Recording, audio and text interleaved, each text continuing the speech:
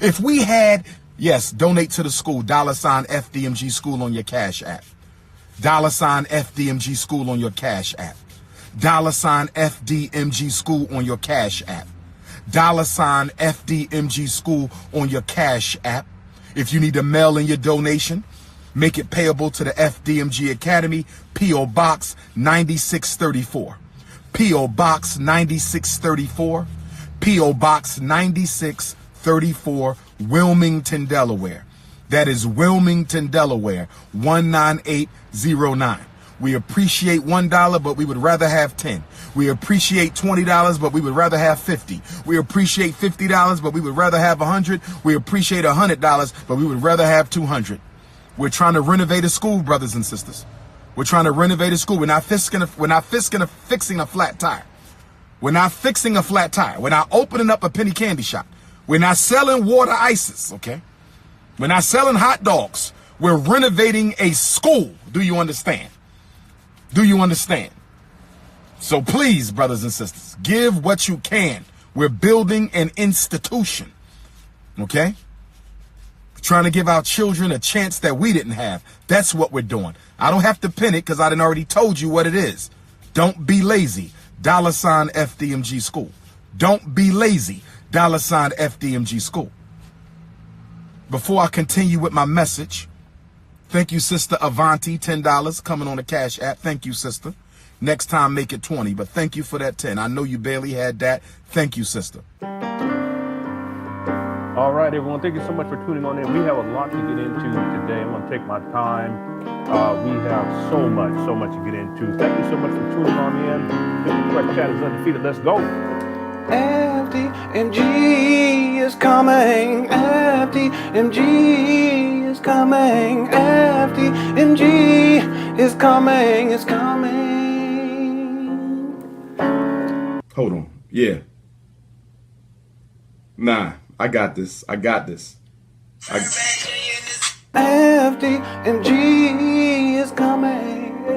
FDMG is coming. FDMG is coming. It's coming. It's coming. It's coming. It's coming. It's coming. It's coming. It's coming. It's coming. Oh, it's coming. FDMG is coming. FDMG is coming. Thought his personality be twerking. It's twerking.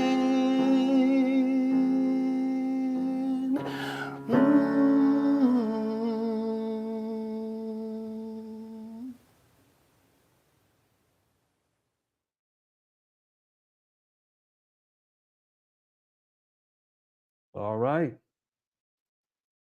right. Bradley was asking, who's that dude in the thumbnail exposing Umar? He's a very popular YouTube. He has over 500,000 subscribers. His name is Spencer Cornelia. I've covered one of his videos, or actually two of his videos, when he dealt with Jay Morrison. Really good work on that. He's affiliated with Pocket Watcher with JT, who does excellent work as well. And he did a video yesterday that went up. It's gone semi-viral. It will go viral at a certain point. It's getting there. And I would like to today kind of put some pieces together and then also kind of connect some dots with this whole FDMG school scam. I am working on a documentary. I don't know if I'm going to ever finish it because I did one already, but this one, the way I look at it, is probably going to be 3-4 hours and covering Umar from birth to present. And I have all the receipts. Then I have all the videos. I have copious amounts of notes, and I have plenty of video archived, and I have a archival system too, and that will fit perfectly with putting together this documentary. I want to send a shout out to Spencer Cornelia, because sometimes it gets a little lonely. There's not as many people who cover Umar consistently as there was in the past. There are, maybe a handful of people, less than a handful of people these days. But I would say, and not to be boastful, and I'm not trying to be braggadocious, or it's not ego, but I've been the person that has done the most amount of research into Umar. I've done the most amount of videos. I am the most requested. I'm just playing. And I have all of the receipts. I have all the documentation. There's paperwork too associated with all of this and all of the videos, etc. And so this documentary, we're kind of put everything together and put it into a format that will be digestible for everyone. So today, let's get into it. I want to start off with just giving a little bit of a backdrop of this whole school scam, how it came about. A lot of people don't realize that prior to the FDMG school scam, which started in 2019, Umar was trying to raise money to put in a bid for St. Paul's. He said he put in a bill for St. Paul's College. This is in Virginia, I believe it's in Virginia. He never put in an actual bid. And that was in 2014 when he started raising money there. But a lot of people don't know that he conceptualized FDMG way before that. In fact, in 2010, he stated that the school was going to open September 11, 2013. This school is already over a decade late. I have all the receipts. I'll show you some of this in just a moment. But what a lot of people don't realize is that Umar conceptualized FDMG back in 2005. In fact, I have the receipt right here. Let's take a listen. Let me know if you guys can hear this inside the chat room. Thanks everyone for being here. Quick Chat is undefeated. Also, thanks to all of the mods too for handling business. You may have a job to do today. We're going to see. And I'll get back in here a little bit later on. What's up, Identity with Tail? I'll get back in the chat room later on to chit chat with you all. But here's the receipt right here. This is the video from a couple of years ago where Umar discusses how he conceptualized FDMG, but it's really not the full story. I'm going to give you the full story during this live stream. I have a PowerPoint presentation we'll go through. Check this out. Let me know if you guys can hear the audio. So in 2005, I decided. I had contemplated it before 2005, but in 2005, I had contemplated that it was time for me to begin the process of building America's first true revolutionary Pan-African nationalist institution based on the principles of the Honorable Marcus Messiah Garvey in international economics. Okay, this is FDMG, this is conceptualization of it. This was back in 2005. But even before this, Umar had another scam. And what you guys can do, and I'll invite you, and Spencer, if you happen to see this video, you can do the research on this too. I will get into this deeply in the documentary, because this is really where people can realize that Umar as a scam artist, it goes back even before 2005, because there was a time where he was in the UNIA. And the UNIA, let me pull up, this is the United Negro Improvement Association and African Communities League, that they call ACL, the last part. But if you guys go into Google and you type in UNIA Umar Johnson resignation letter, this document will come up. And I just want to read to everyone. I know I've covered it many times in the past, but I just want to give you guys this backdrop. I want to read just a little bit of this so you guys can understand that even prior to 2005, Umar conceptualized this idea of this renovation project for a building. It's not even so much about a school per se. It's about the renovation of a building, and it had to do with the accessing of funds, just like FDMG has everything to do with the accessing of funds and taking literally millions of dollars, $2.6 to $3 million by now over the last decade from the Black community, not producing anything. And so it's been going on for 10 years, over 10 years now, since he started receiving money specifically for the St. Paul's. There's other stuff too, other ventures prior to that. We're going to get into that today. But here is the receipt right here. You guys can check this out on Google. Here we go. Let me take this off. Notice the date. I'm really big on timeline too, by the way. This is the Negro World, the Negro World UNIA News and Views, issue number 3, August 17, 2005. Minister of Education resigns, says secret campaign against them and plotting of parent body members. So it's a whole big conspiracy. Umar does this. He always blames everyone else. He never holds himself accountable for anything. And he often uses the word sabotage. That's one of the words you hear. You guys look out for that with these scammers. Jay Morrison uses that term too, by the way. But if we scroll down, I think it's in this second paragraph. Let me read this section right here. Although I have been a member of the Great Association for 8 years, I have never been reimbursed or subsidized for a single cent that I have spent on behalf of the UNIA ACL, however, locally, nationally, or internationally. It will be stated that I have never asked for funds or never sought to raise them. This is totally untrue. So why do you say it and then say this is untrue? Umar, such a scammer. For just a few months ago, the membership of division number 121, this is the division, and this is in Philadelphia, approved the budget as part of the Building Redemptive Initiative. Doesn't this sound familiar? Umar, he claims that there's 3 phases to FDMG. First was acquisition. Second was restoration or renovation, which would be a redemption initiative. And then the third would be the operation. So he had this idea or concept of having a building and refurbishing or remodeling or renovating, or as Umar restoring a building. And this is in 2005, where this UNIA resignation letter comes out, August 17th. But best believe he already had conceptualized this prior to that. But we're going to go with 2005 as a conceptualization, but it wasn't out of the blue. It really comes out of Umar's experience with the UNIA, and they kicked him out too, by the way. He didn't resign. They were going to kick him out anyway. He just put this letter together to kind of cover his tracks. He was a scammer back then. He says, this is totally untrue. For just a few months ago, the membership of Division 121 approved the budget as part of the Building Redemption Initiative that I have developed in an attempt to restore the second and third floors of the Thomas W. Harvey Hall. I have pictures of all this from way back in the day too, by the way. I'll be sharing that inside the documentary if I actually finish it. Okay, it's a major undertaking already. Despite this budget being approved, I was grudgingly given a check that was returned to me by my bank and marked NSF, which means insufficient funds. I was told by the customer service center that there was not enough funds in the divisional account, or someone named on the account chose to cancel the check. The check was for $328. How could we not have that much money in our divisional conference is beyond me, as this was not the first act of treachery that I have faced during my sojourn with Division 121. I have decided to write this letter to write a letter to the membership of Division 121, expressing my concerns regarding the treatment and dishonesty that I have been receiving ever since I was elected third vice president several years ago. Incidentally, this sabotage, there it is, hey, look out for this, increased when I was recently elected first vice president, receiving each and every vote from the membership, save two, the nominee and the nominator. Anyway, this goes on and on. I've covered it in the past. I'll cover it extensively inside of the documentary, but I want people to understand something, that never, ever, ever take anything that these scammers say at face value. I'm going to say that again.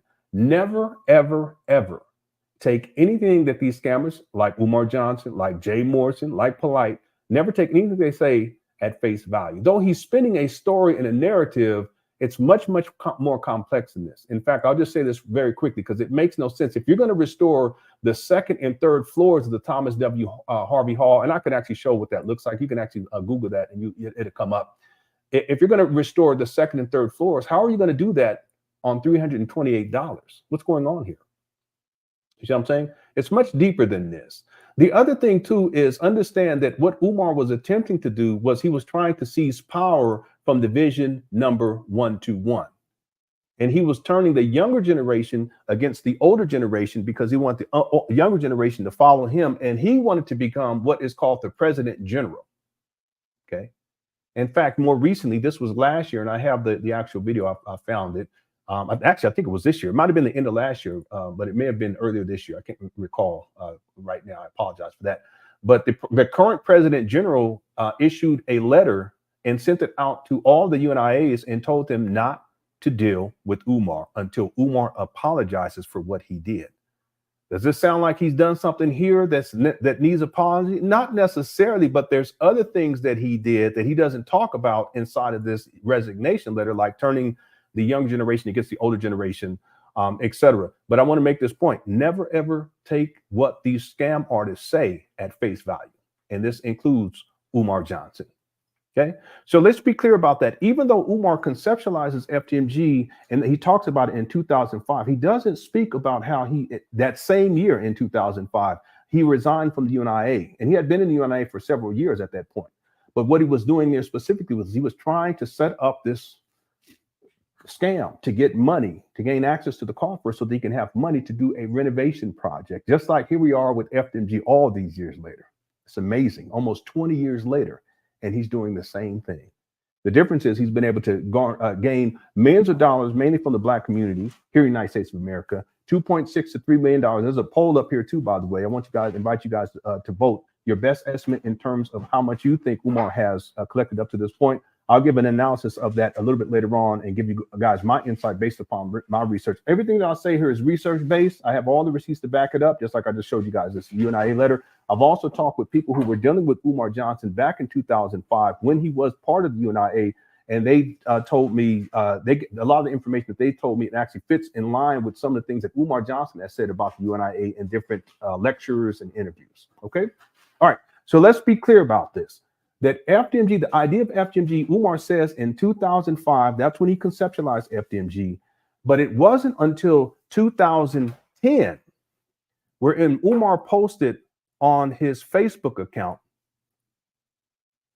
promises in 2010 to begin laying the groundwork for the Frederick Douglass and Marcus Garvey Pan African School for Black boys, specializing in learning disabilities and disruptive behavior disorders. This will be a private school, and yes, you will pay in order for your son to attend. The grand opening was September 11, 2013. This is chess, not checkers. This is one of the longest games of chess that I've ever seen.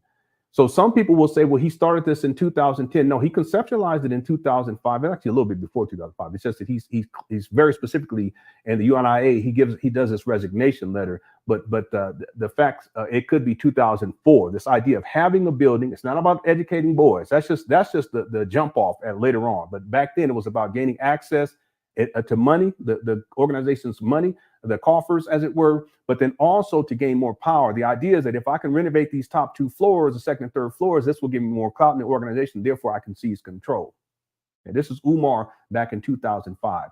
And then he did have other FDMG related ideas, taking boys to prisons to go see their fathers under this idea of FDMG after care program. I can pull that receipt up too. It was in and around the same time he posted about that, where he was going to have an aftercare. It's all in line with this idea of having a school at this point. So he goes from this community-based organization, UNIA, and then he takes that same idea and that same concept in 2005. He transfers it over to this idea of opening up a school, but then all these other lesser programs, and he was collecting money for these things under this idea of quote unquote FDMG.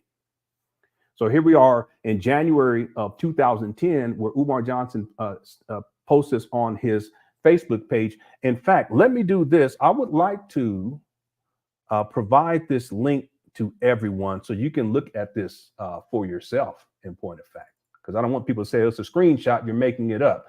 No, it's not a screenshot. I don't have to make anything up. Now, Umar can delete it if he wanted to. That's totally up to him, but it's not necessary. I always have receipts. And for some reason, this does not come up in Chrome, but it will come up in Firefox. So let me pull it up in Firefox. Here is the link right here. Yeah, Baba, I'll get to this a little bit later. Okay, I'll get to this because I can actually prove to you all that Umar, he had raised over $1 million by 2017, the beginning of 2017. In fact, it was December of 2016 where December of 2016 where he stated that he already had $1 million and that he needed another $1 million. And there's reasons for that. That has to do with the St. Paul school scam. Okay, maybe I don't know if we'll get to that in this video, but I've covered this in the past. But the point is that there's also a video where he states that he receives more money offline than does online. And if you guys look at the online records from PayPal, which I believe he stated was 125,000, something to that effect, and you look at GoFundMe, which is over 400,000, well, you're already over 500,000 right there. If you're already over 500,000 right there online, and he stated he collects more offline, well, then that would mean we can say 500 offline. He's collected at least 500,001 cent. So you add the 500,000 online and the 500,001 cent offline, you're already at $1 million, which is consistent with what he said in 2016. So the point is, at the end of 2016, so that if in fact Umar raises $1 million in 2 years and 8 months, if memory serves me correctly, it could be a little more than that, 8 or 9 months. How much do y'all think he's raised over the last decade? This is why we can get to the figure of 2,000, easily get to the figure of 2.6 million, 2.7 million. It could be up to 3 million by now. Okay, 2.6, 2.7 is where my best estimate is based upon what Umar has stated, and then looking at this over time. There's other things you have to calculate for, and that would be the fact that over time, less and less people are donating to this because more and more people are waking up and they realize that it's a scam. Some of you guys inside this chat room, you've donated to Umar. If you donated to Umar in the past, and you're comfortable with it, go ahead and put a $ inside the chat room. Some of you guys are former followers of Umar, meaning that you supported him, but you don't anymore because you realize that it's a scam. If that is the case, hit the 1. Okay. So to be clear about this, real quick, and this is just an overview. I mean, I can really actually pull up the actual videos, and there's also information you can look at online in terms of his tax filings for FDMG with the IRS. Last year, the fiscal year of 2023, Umar stated that he reported that he collected over $200,000 just last year. And understand that this is after all of these years, less and less people are donating. Can you imagine how much money he was collecting 5 years ago, 6, 7, 8, 9, 10 years ago? See, this guy's way past 2.6, 2.7, but I give him the benefit of that. I'll say 2.6, 2.7. I wouldn't be surprised if it's not at 3 million right now. Okay. All right. Let me pull this up here. Did I put the link? Here's a link for anyone if you want to look up at this for yourself, because I don't want people saying that I've created a receipt or anything. I've never done that, never had to. No video. It's just not necessary. I have all the receipts and I can back it all up. You can look right here. This is Umar Abdullah Johnson. And just for a point of clarification, this screenshot right here is from many years ago. And so that's why you see the discrepancy in terms of the avatar right there, or the thumb. I don't know what you want to call it. It's called the avatar right there. He has the NIBPA. I believe that's what he has up there, next to his name, Umar Abdullah Johnson. But this right here is what he has now because he changed the actual image. So I don't want people saying, well, no, Lenon, you're making this up because look at the difference. No, it's just that this is a screenshot from, I don't know, what, 5 years ago, I believe. This is currently what he has as, well, you can see him right here. Let me read this to you. Again, January 6th, I'll put the link. I'll put it again in here for those of you guys who want to go look at this yourself. You're welcome to do that. You can also click on Umar Abdullah Johnson and go to his actual page. I'm not making any of this up. It says promises in 2010 to begin laying the groundwork for the Frederick Douglass and Marcus Garvey Pan African School for Black boys, specializing in learning disabilities and disruptive behavior disorders. This will be a private school, and yes, you will pay in order for your son to attend. The grand opening was set for September 11th, 2013. This is chess, not checkers. Okay, y'all see this? Nicole said, I love that. What will the grades be? I have a nephew that will need the guidance. Well, I'm sorry, but that nephew is a grown adult by now. Okay. Haki Shakur says, appreciate your work, bro. This will be in Philly. Okay. I love it, Umar. Good luck. That's what I'm talking about. These young brothers need help in the right environment. Godspeed. We need all the help we can get from positive role models. That's what's up, Umar. Keep doing your thing. You is what the Black community needs. I hope you have a banging financial aid rep. The children that would benefit from this effort most are being raised by extended family with limited funding. I applaud you. This is good. This is it. Well, by the way, Umar stated that the tuition cost was going to be $500 a month. And where he has these abandoned buildings in Wilmington, Delaware right now, they are in the hood, what we would call the hood. And the people up there, they're not going to be able to afford $500, let alone $100 a month. But it's all a scam anyway. He has no intention of opening a school. And just for the record, I'm going to click on this link right now, and it takes you to Umar Abdullah Johnson. This is really an older YouTube page. He doesn't use it as much, but to be clear about this, I'm not making it up. Okay, you guys, again, I provided you guys with a link. I'll provide it one more time. You guys can look at this for yourself and confirm it for yourself. Okay, there it is right there. When you have some time, go ahead and take a look. All right, this brings me to another part of this particular presentation. What we're going to do is we're going to get into, I'll play just a little bit of Mr. Cornelia's video. We're not going to play the whole thing, but we'll play a little bit of it. And then I want to get to the video where Umar responds to it. And I don't know if he's, because I haven't watched the video yet, but it is a response, because we've had that happen. Cook Chat, hit the one, you guys know what I'm talking about. In the past, where we've done videos on Umar, we've exposed certain things. Then he gets online and he does his best to do damage control. But that's what he's doing now. But the other thing is just seeing Umar in terms of how he was moving in the building. I haven't actually watched the video, but I skipped through in terms of, I want to see what he showed. I didn't have the audio playing or anything like that. I can tell that Umar was frantic and that he was upset. I've been researching Umar and covering Umar for many years. I know how he is. I know how he gets when and it's interesting because we can tell Umar, and there's been times where he will do stuff. We'll tell him, you need to get in there, you need to paint, you need to do this, and he'll do it. But it takes someone like Spencer, who has a much larger platform, a lot more success than I have on YouTube, and he happens to be white, for Umar to respond this way. And I guarantee you, and I'll put it in the thumbnail. I haven't watched the video yet, but Umar shook. I can tell by how he was running through that building. And I can tell, it looked like he was yelling and spitting. He shook. And see, Umar has to understand something. Him going after Kamala Harris, him going after D.L. Hughley, him going after all these other people who have all this clout, it brings him a certain amount of attention that he thinks he wants. but it's going to backfire, because the more people who speak out about Umar Johnson, the more people are going to realize that it's nothing more than a long con. It's been going on. I showed you 2005. It's been 20 years. If you want to say 2010, okay, well, guess what? He said the school was going to open September 11, 2013. Well, that means that it's been over a decade. This school is a decade late. And every year since that time, he changes the date. It's either that we're going to find a building 2014, 15, 16, 17, 18, or it's going to open 2014, 15, 16, 17, 18. And then we get to 2019 when we purchase these abandoned buildings in Wilmington, Delaware. A lot of people don't know about the backstory. They don't know about St. Paul's. That was in 2014. That's what he was initially raising money for. They don't know about the UNIA resignation letter. They don't know about his post from that I just provided the link right here. His post from 2010. We said the school was going to open September 11, 2013. Okay. Now, I just want to give everyone something just to kind of ponder on. We won't get deep into this, but right after this, what I'm going to do. What's up, Black Anonymous? And Barry's here too. Thanks so much, Barry, for being here. I appreciate it. I'll give some shout outs as we go through this. But I want to share just a couple things because I want to understand that the backstory, and I'll cover this inside the documentary. It will be extensive. Okay? I'm going to try my best to finish it. What I end up doing is I'll release it in segments, and then if I ever get to the end of finishing it, then we'll get to the whole thing. I'll put them all together, and then we'll sit down during a live stream, and we'll watch the whole thing together. So I want to make something very clear about this, and I want to ask the question. There's two dates on here. One is 1992. The other is 2024. 2024, that's Umar yesterday, where he's basically, and I know he's responding to Spencer Cornelia's video, okay? Because if you have someone who has that large of a platform with Umar, what he will do is he will get shook. He'll start freaking out. He gets scared and he starts running his mouth. And that's what we see, what we're going to see, because I could tell already. We're going to see that inside this particular video from yesterday, 2024. And he's inside of the abandoned buildings in Wilmington, Delaware. But if you look at the other picture, 1992, this is Umar. This was his senior year at, hold on, let me get the name right. Give me 1 second. This is his senior year at the Scotland School for Veterans Children. Okay, the Scotland School for Veteran Children. His father was in the military. He became a drill sergeant at a certain point. He was a mechanic.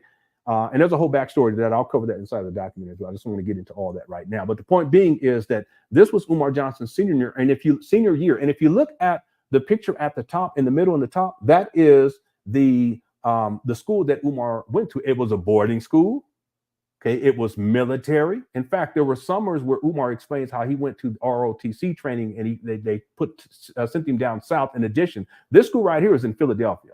But they would ship him down south. I think it was down south. I think he said Carolina or something to that effect. Okay, I have all the notes on that.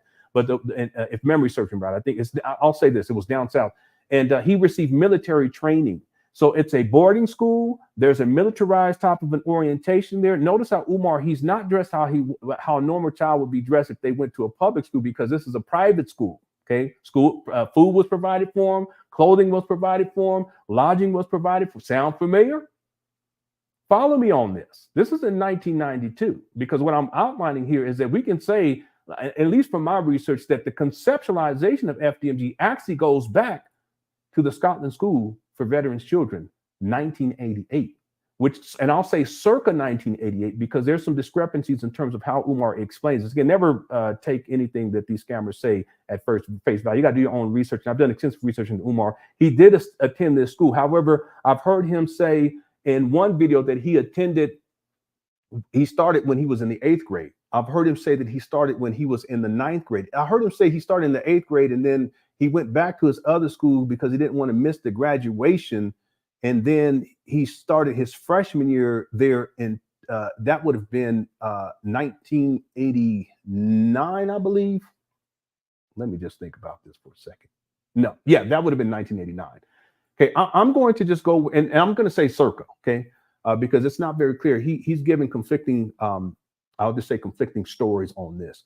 My best guess is that at the very least, Umar started in 9th grade there at the Scotland School for Veterans Children. Okay, now there's a whole backstory to that too, and Umar talks about that extensively. And as the story goes, I can just give you guys and I'll cover this extensively because he's talked about it in his earlier lectures, if you will. he talked about how his father, who was not there all the time. In fact, his father being in the military, he was shipped off to different places. But the point, and he was there in the military for a decade. Okay? In fact, Umar gives a story where he lived on base, and I want to say, if memory serves me correctly, South Carolina. I could be wrong about that. He also gives a story about where he saw an alien, and that would have been around that time period. But the point is that I know. Okay, we've covered that in the past too. But the point is that at a certain point, his father leaves because he's moved off. And understand that Umar's original name, I also posted some of his aliases on my community tab. Umar was named Jermaine Shoemake. And as he tells the story, I'm gonna get back to the other thing in just a moment. As he tells the story, he was named after Jermaine Jackson from the Jackson 5. And Tito passed away too. Rest in peace. I want to give a shout out to Tito Jackson. Rest in peace. He passed away a couple of days ago. But the point is that he was named after Jermaine Jackson, and his last name is Shoemake. Okay, his father's name is Umar Johnson. That's not his original name, his first name, because he had a different name, but he converted to Sunni Islam, and then he changed his name.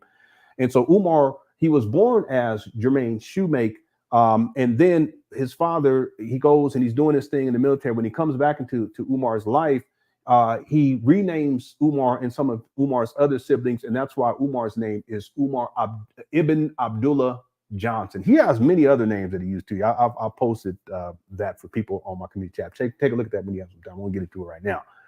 But understand that when Umar's father comes back into his life, and Umar tells these stories about how when in living in Philadelphia and growing up in Philadelphia, this again is before he's shipped off to this private school. Remember, FDMG is supposed to be a private school.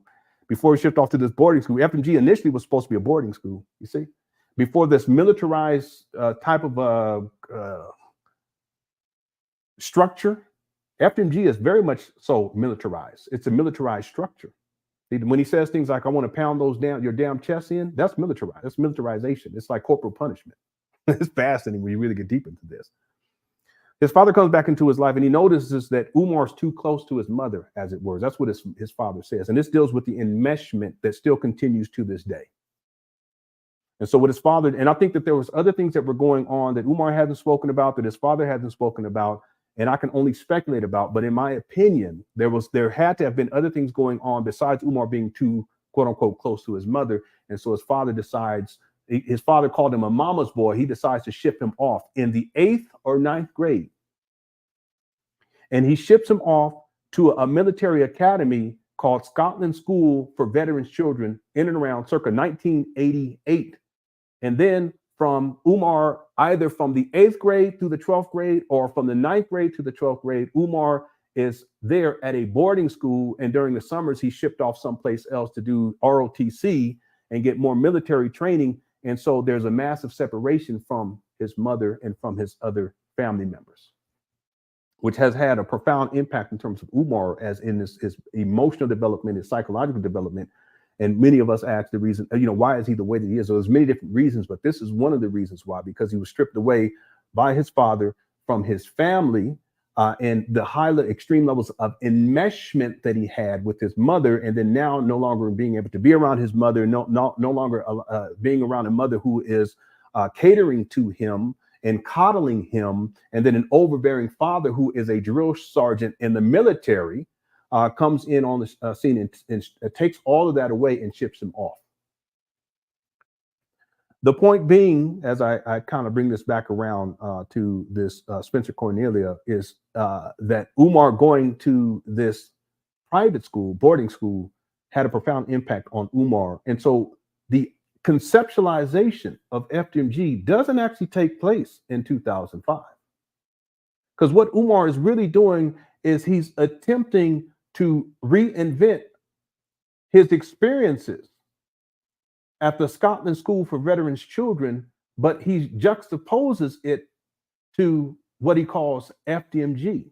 So when we see Umar in 1992, really his experiences in and around this time, which really begins circa 1988, is what becomes the foundation for this idea of this boarding school that is going to be militarized, that is going to be a private school that he calls FDMG. And so if you look at the middle picture there, that middle picture is St. Paul's College. This would correlate to 2014 when Umar starts raising money specifically for the St. Paul's school scam. And he's talking about how he wants to have a boarding school for Black boys and Black girls. At that time, it was going to be Black boys and Black girls. Okay, let me do this. Let me pull up an example of what I mean. Okay, this is a video that Umar premiered back in 2014. Check this out. Good afternoon. My name is Dr. Umar Johnson, and I am a school psychologist and doctor of clinical psychology. In addition to that, I hold degrees in political science and education. I am here at the historic St. Paul's College, this beautiful campus. Okay, what now, again, in the timeline, what year is this? I just want to be clear about this. Everyone, please, I'm really big on timeline. 1992, Umar goes to the Scotland School for Veterans Children in around 1988. This is a picture, senior year picture right here in 1992. Okay, here, there's also a video of Umar talking about going to the school. In fact, let me play that for you all before we go forward in the timeline. There's a video that circulated in 2023. It just goes to show you that Umar still has these experiences from 1988, 1989, 1990, 91, 92, circa, okay? That means in and around that time. He still has this attachment to these experiences, and all the way in 2023, he actually goes back up there. Let me show you this one first, and then we'll go to this, because we're going to go in the timeline. I apologize for that. I just hadn't thought about it. Check this out. If we had, yes. Oh, wait, I'm sorry. That's not it. Here we are right here. Peace and Pan Africanism, peace and Pan Africanism, peace and Pan Africanism, peace and Pan Africanism. This is your big brother, Dr. Ifatunde Oguntade. And guess where I'm at right now, brothers and sisters? Guess where I'm at right now, brothers and sisters? Peace and Pan Africanism to my supporters, the Frederick Douglass Marcus Garvey Academy donors, brothers and sisters. I am at my high school alma mater right now. I am at my high school alma.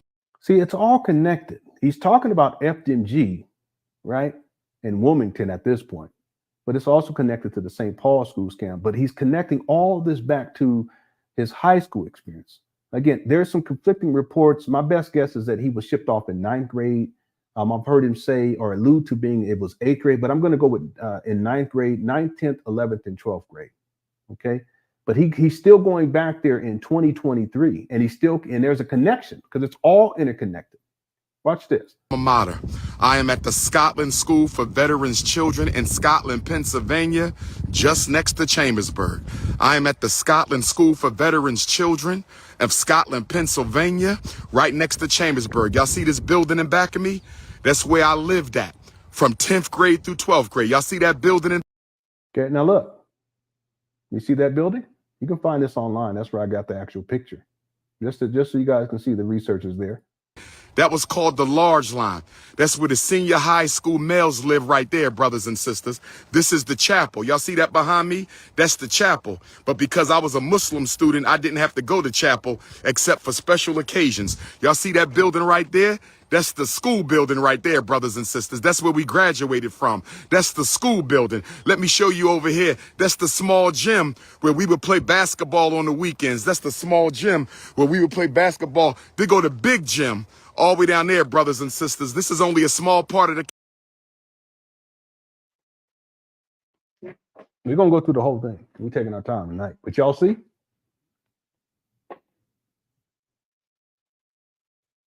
But doesn't this sound familiar?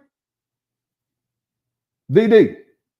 Small gym, big gym. Just like up there at them FDMG trap bandles. Y'all see? Y'all beginning to see. See, it's a lot more complex. Okay.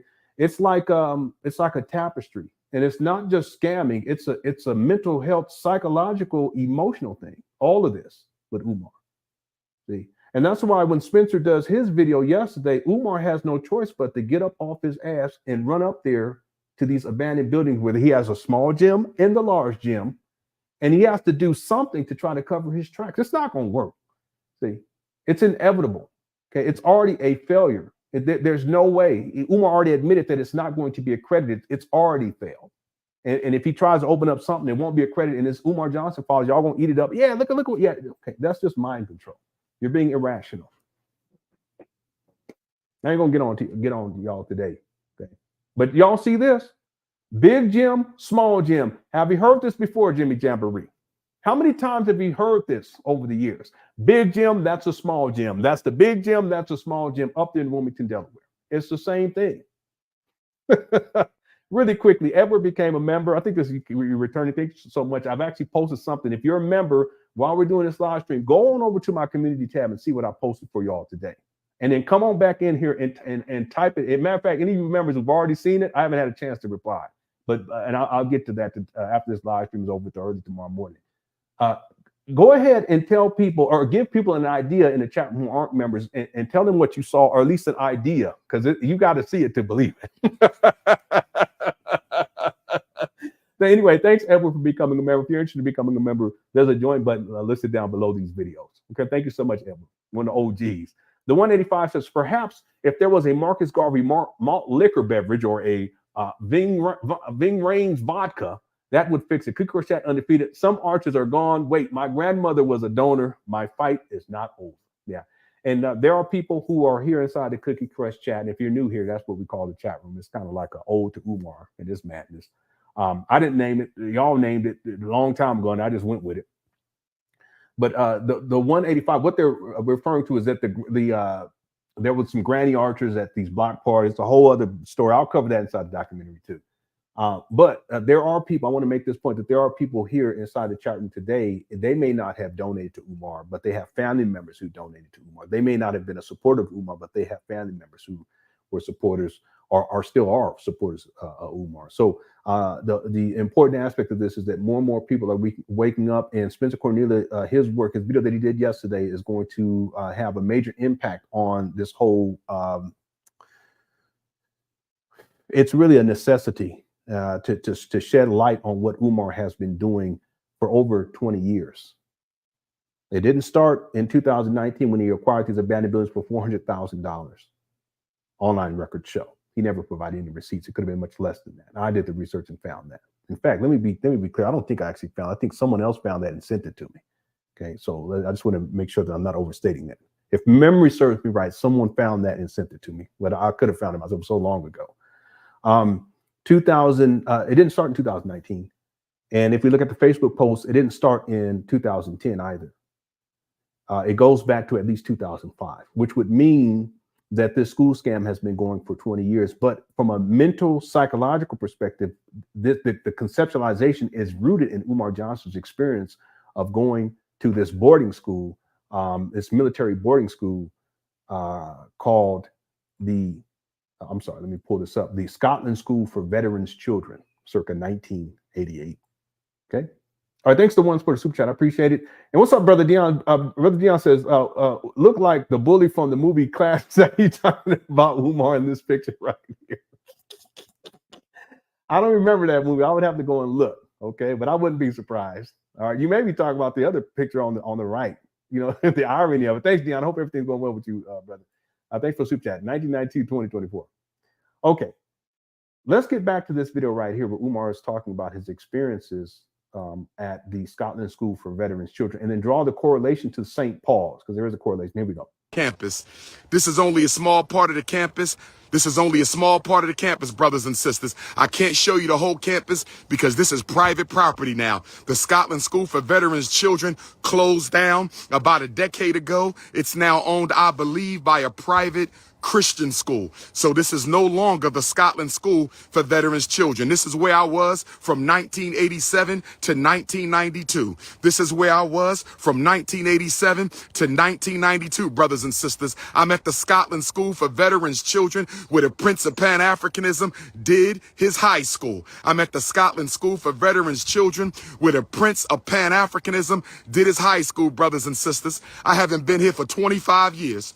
I haven't been here for 25 years. The last time I visited Scotland, I was a Millersville University undergraduate student. The last time I visited Scotland, I was a Millersville University undergraduate student. It's been 25 years. I didn't have no degrees then. I got 6 now. I ain't been to Africa yet. I done been dozens of times. I didn't have no children. I got 2 of them now. Most of my life has been lived since I last came to my high school alma mater, brothers and sisters. This is a very I wasn't even listening. I'm sorry, Jessica. Can anyone confirm this? Did he say 1997? Okay. Again, this may be in reference to Umar, the 8th grade, the idea of him being in the 8th grade. But then it's again, I've gotten different stories from Umar on this. Okay, so 1987. All right. Okay. Well, then we'll have to go with the 8th grade, right? We can do that. If someone want to do the math, we would have to go with the 8th grade. I've heard him say 8th grade, and then he went back because for the graduation, it didn't even make sense now that I think about it. Yeah, it's a conflicting story here from other times where he spoke, but it's neither here nor there. Again, never take anything at face value. Okay. And normally what I do with Umar, if I get conflicting information, I'll just look for him confirming either information. And at a certain point, if there's more confirmation of one side of it, then I'll go with that. But that's always been how I kind of research. Or if I find some documentation that proves, one way or the other, then I will go with that. But someone said that 1987 to 1992, and 1992 makes sense because he graduated in 1992. He goes into college in 1993. Okay. So it's 88, 89, 90, 91, 92. That's 5 years. So yeah, that would mean 8th grade, 9th, 10th, 11th, 12th. Okay. All right. Is that safe to say based on what he's saying here? We can go with that. I don't have a problem with doing that. I'll make a note of it, but it's conflicting with some of the other statements he said in the past.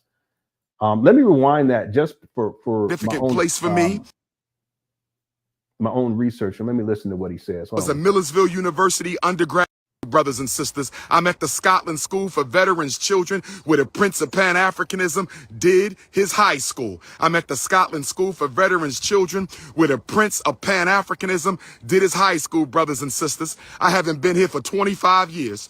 I haven't been here for 25 years. The last time I visited Scotland, I was a Millersville University undergraduate student. The last time I visited Scotland, I was a Millersville University undergraduate student. It's been 25 years. I didn't have no degrees then. I got 6 now. I ain't been to Africa yet. Right. I done been dozens of times. I didn't have no children. I got 2 of them now. Most of my life has been lived since I last came to my high school alma mater, brothers and sisters. This is a very significant place for me. I went through a lot in my life while I was here them 4.5 years. Yeah, I'm sure he did. Okay, again, he was stripped away from his mother. See? I've talked about this in the past, right? At Scotland School. I went through a lot in my life while I was here at them 4.5 years at Scotland School, but I was already a revolution. Ah, there it is. 4.5 years. Now it makes sense. So he went in the 8th grade. Okay. He went in the 8th grade, and I have it where he says something to the effect that I went and then I went back to Philadelphia for something. Then I went back to, and so it makes sense now. All right. So we got it right there. Thank you guys so much too for pointing it out. Because I would have figured it out later because I haven't actually watched this video before I downloaded it, but I haven't actually watched it and I haven't taken any notes on it. But at a certain point, I'll end up doing that and putting it into my timeline, the notes, and it would have become apparent. But thank you all so much for pointing that out. I appreciate it. What's up, X Freeman? Thanks for tuning on in. John, that's what he calls a high school. And this also, I want to be clear about something too, and not to get sidetracked because we got so much to get into. Again, during this live stream, we're going to get to Spencer Cornelia's video. We'll also get to Umar's response video, which I know is going to be insane. But I want to point something else out. Umar oftentimes he tries to claim that he's from the streets of Philadelphia and almost like this hood type of persona, which is really King Kong, one of his personalities that he kind of lets loose when he feels threatened. As an example, when he did the SETI rant. Hey, Spencer Cornelia, make sure you check that out. Type in Umar Johnson SETI rant, S-E-T-I. That was that particular character persona. He calls it King Kong consciousness. And it's a very belligerent hood type, ghetto type of a character. But understand, I said it long before I knew all of this about Umar, that Umar ain't got no street in him. He never has, he never will. And all of this boastful talk from Umar Johnson, I've never felt threatened by him or fearful of the guy, because he ain't got no streets in him. I'm not from the streets, but I grew up around it. I got plenty of people, family members and extended family members. They was out in them streets, in and out of prison. Some of them still in prison and gangbanging and all that kind of stuff. Okay, I grew up around it. I know what it is. I know what it's about. I know how to navigate it too. Friends and all that. The point is that Umar, I always say he's just marshmallow. He's just a soft person. He tries to act tough and big and bad, but he's a very insecure.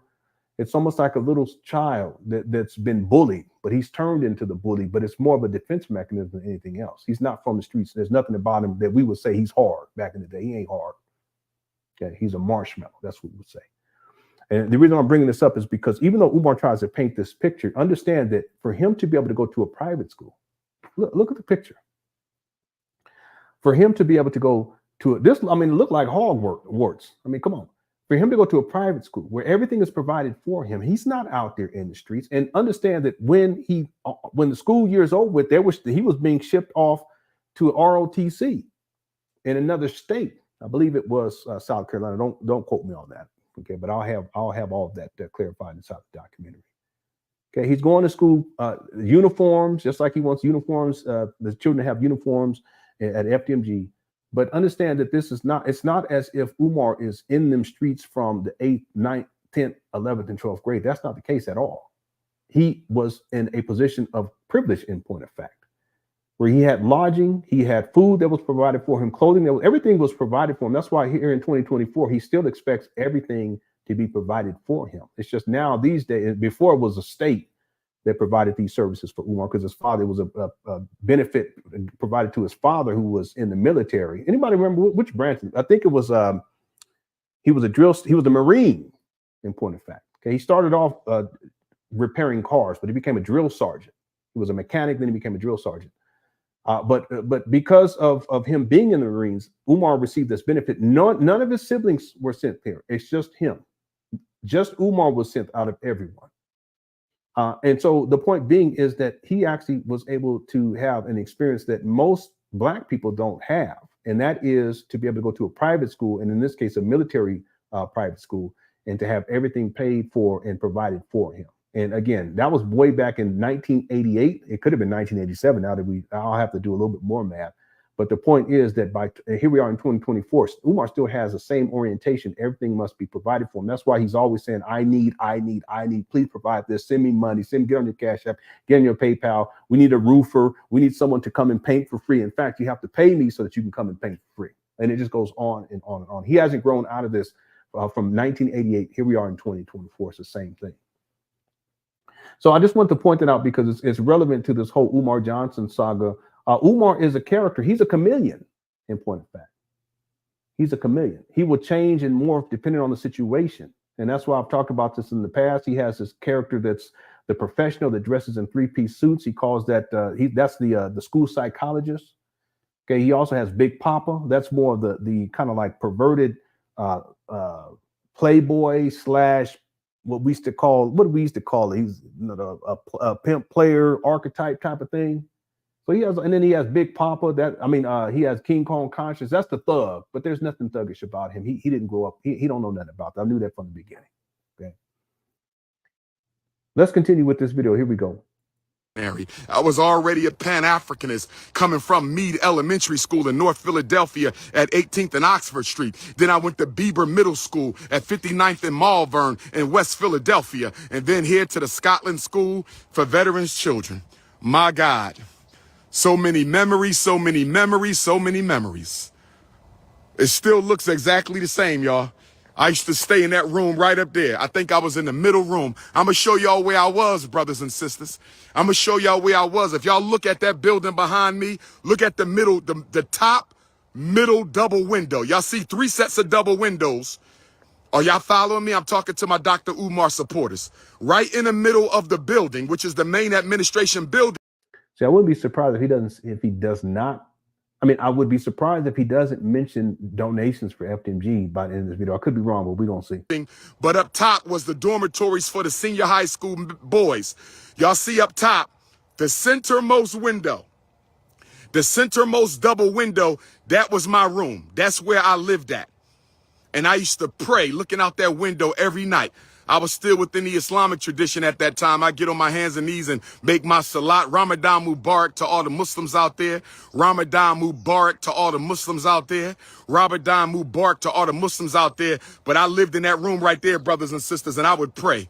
I would pray every night looking out that window. I didn't know this was the hometown of Martin Delany. I didn't know this is where John Brown lived before the 1859 Harper's Ferry Revolt. I didn't know this is where Frederick Douglass met John Brown. I didn't know that I was in one of the most significant towns of pre-Civil War black liberation. I didn't. Okay, here he goes. And Spencer, if you happen to see this video, understand that this is another thing that Umar often does. And of course, Chad, you know what I'm talking about. This is where Umar tries to connect himself to important dates. Look out for this. If you actually dig deeper into Umar, you do research. If you have any questions or if you have any resources, I have it all. Just let me know. You can reach out. It's all good. Again, I would consider myself to be a friend with Pocket Watchman JT, and he does fantastic work as well. And I know you have an affiliation with him. But understand that Umar has this. It's an insatiable need to connect himself to people of consequence in the black community. Most of these individuals they're already deceased. But any significant date, any significant person, Frederick Douglass as an example. Okay, he's not related to Frederick Douglass. By the way, his father took a DNA test, and the DNA test came back conclusively that they're not related to Frederick Douglass. Period. His father didn't renege because his father is a liar too. I'll say it. I have a video where his father's he's upset because Umar Johnson's fathers were attacking him online and going at him online because he was criticizing Umar. His name is Jamal. And when he's talking about this whole experience, you guys would be amazed at how much he sounds like Umar as he's talking. Very mean-spirited, negative, belligerent, talking down about black people, and y'all doing this, and I was sitting there watching it yesterday, and I said, he sounds like Umar. Wait a minute, Umar sounds like him. See, understand that Umar does this. His father did the same thing because he was the one that told Umar that they were related to Frederick Douglass. They're not related to Frederick Douglass. But Umar's insatiable need to connect himself to world figures, Frederick, Marcus Garvey. I mean, the list goes on. We can put together a whole massive list. I mean, one time he said he was related somehow. He's a descendant to Pharaoh Ramses. I could pull up the receipt and show it.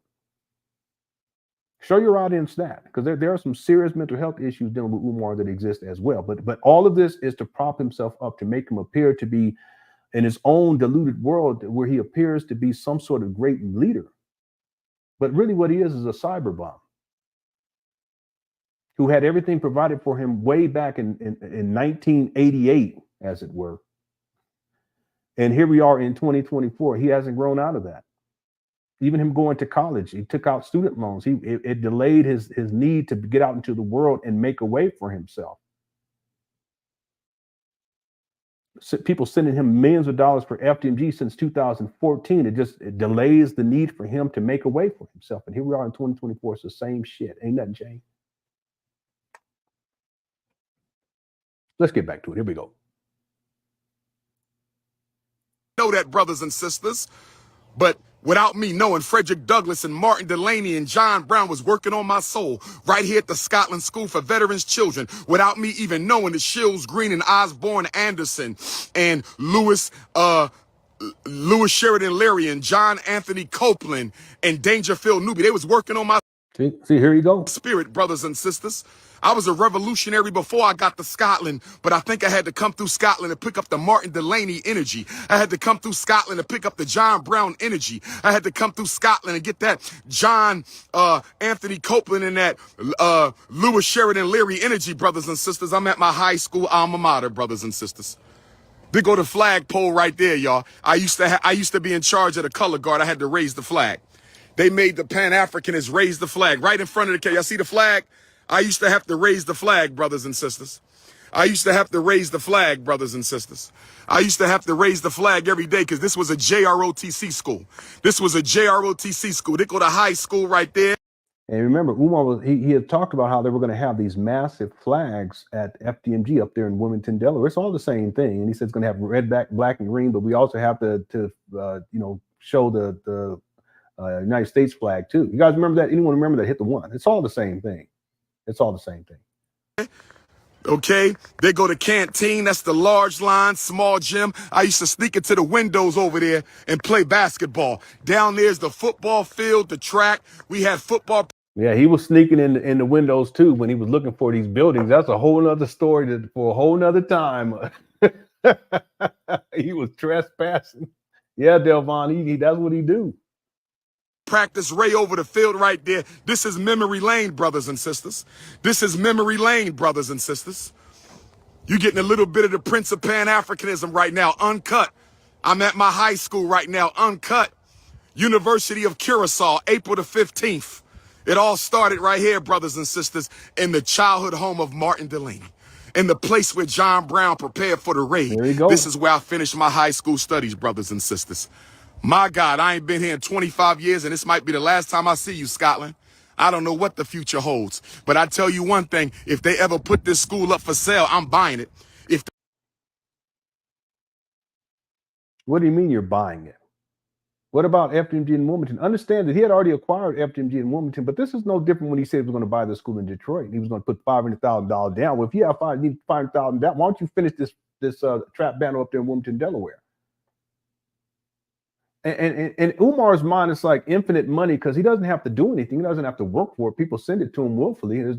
They get nothing out of it. Not one black child has been educated. Understand that initially it was supposed to be for girls and boys at boarding school. Now it's down to I want to open up a gym. Where all the money go? That's where the scam is at. And Umar Johnson's father says, well, he hasn't received enough money. How much money has he raised to date over the last decade? You can't tell me because he hasn't told you. So how can you say he doesn't have enough money when you don't even know how much money he raised? Here we go. See, I'm a logic and reason. My two of my best friends. Okay, my wife, logic and reason. That's it. Okay. If you don't know how much money he's raised, how can you say he hasn't raised enough? And I will tell you that based on what Umar has stated, and if you over the many years, over a decade now, he should be in and around 3 million, but I'll say 2.6, $2.7 million. That's more than enough to get something started. You spend $400,000 on these trap bandos. He's had taxes that he had to pay because he didn't have his 501(c) status in order for nonprofit. So the taxes were accruing. He wasted about $114,000 right there. If you just by not handling business, and that's y'all's money, Umar Johnson followers. But if you put it all together, HVAC unit for $50,000, he said blueprints cost him 25 or whatever. He said something crazy. He did have some professional electricians come in. I think that came out to about 16,000 at a certain point. Then he fired them once he got enough electricity turned on. It's what I call the illusion of progress. That's how the scam has gone on for such a long period of time. We can take that $400,000 and let's go up. We can take it up to $750,000. You know what? Let's just say $1 million.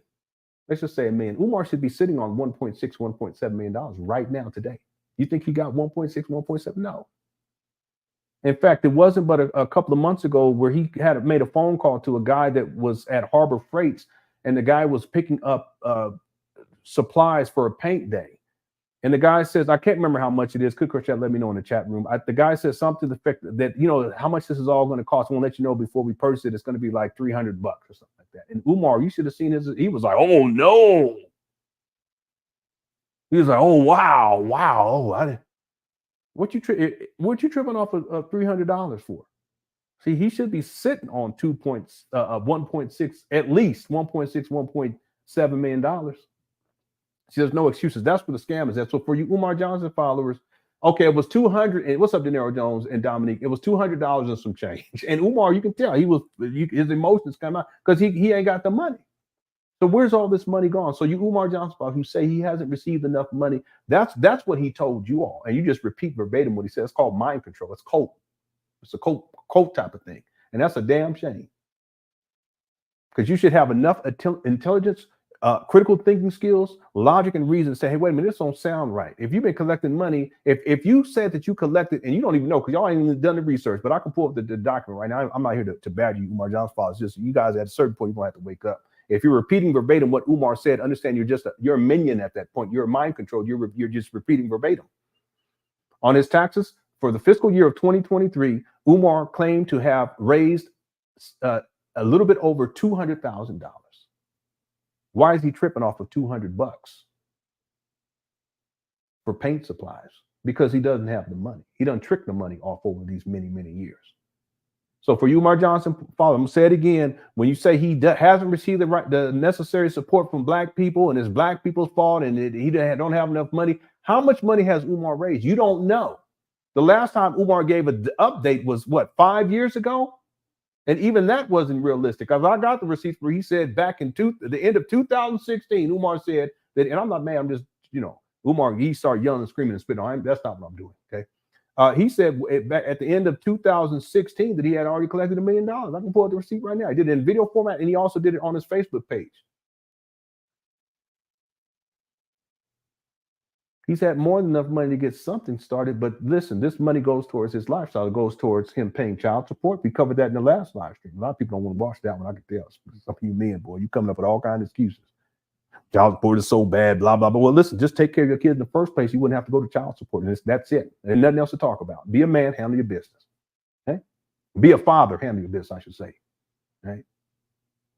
But money he spends money to travel all over the world. Who y'all think, well, how's he getting money to do all that? He spends money on hotels and motels because he don't have his own residence. Spencer, did you know that Umar Johnson has been homeless for many years now? And when he has a place to stay, he stays inside his mama's closet, literally. Have the receipts on that.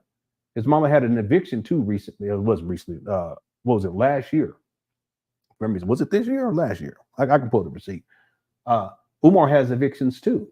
In and around the time that when he acquires these abandoned buildings in Wilmington, he's getting eviction notices.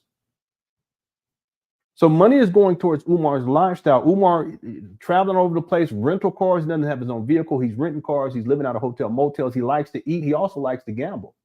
I can pull up the receipts on that too. Instagram post where he's talking about gambling on the Super Bowl, gambling on the NBA Eastern Conference Championship. Is that what it's called? Gambling at a casino. There's 2 videos for that. I can pull those up too. So all this money is going towards his lifestyle. Umar also has some sniffing problems. He likes to turn the heat down, Spencer. I can provide receipts on that too. Okay. And if you don't know the lingo, just watch some of these videos. You guys will see. I have it inside the documentary, the first documentary I did on Umar. Go watch the whole thing and you'll see at the end, you'll see what I'm talking about. All this money is going towards Umar living out his lifestyle. And I want y'all to think about something. We're going to get back to it.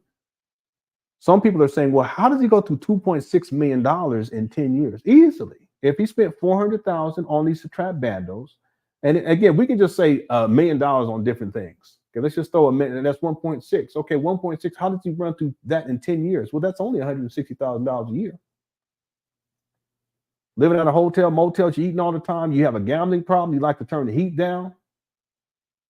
You see what I'm saying? Traveling all over the place, catching airplane flights all over the place. You run through that $160,000 easy. Living that lifestyle. People are like, yeah, but if you're making $100,000, no. Listen, okay. You can run through that easily. Child support. See, I got 5 kids. I'm telling you, it's not difficult. And I'm frugal. But Umar is not in that way.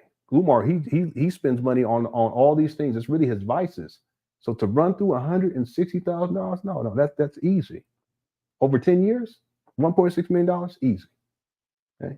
So again, I want to reiterate before we go back to the video. You, Umar Johnson, followers, you cannot use the excuse that Umar has not received the appropriate amount of help from black people, quote unquote black people, and they ain't sending him enough money. You don't even know how much money he's collected. I have a much better idea. It's really an estimate. It's an educated estimate in terms of how much money Umar Johnson has raised. In point of fact, by the end of 2016, Umar was already at $1 million. In 2 years and 8 months, he had $1 million. And it's been going on now since the St. Paul school scam. It's been going on for a decade. This guy's 2.7 million easy. Okay, he could be at 3 million. All right. Let's get back to this video. Here we go.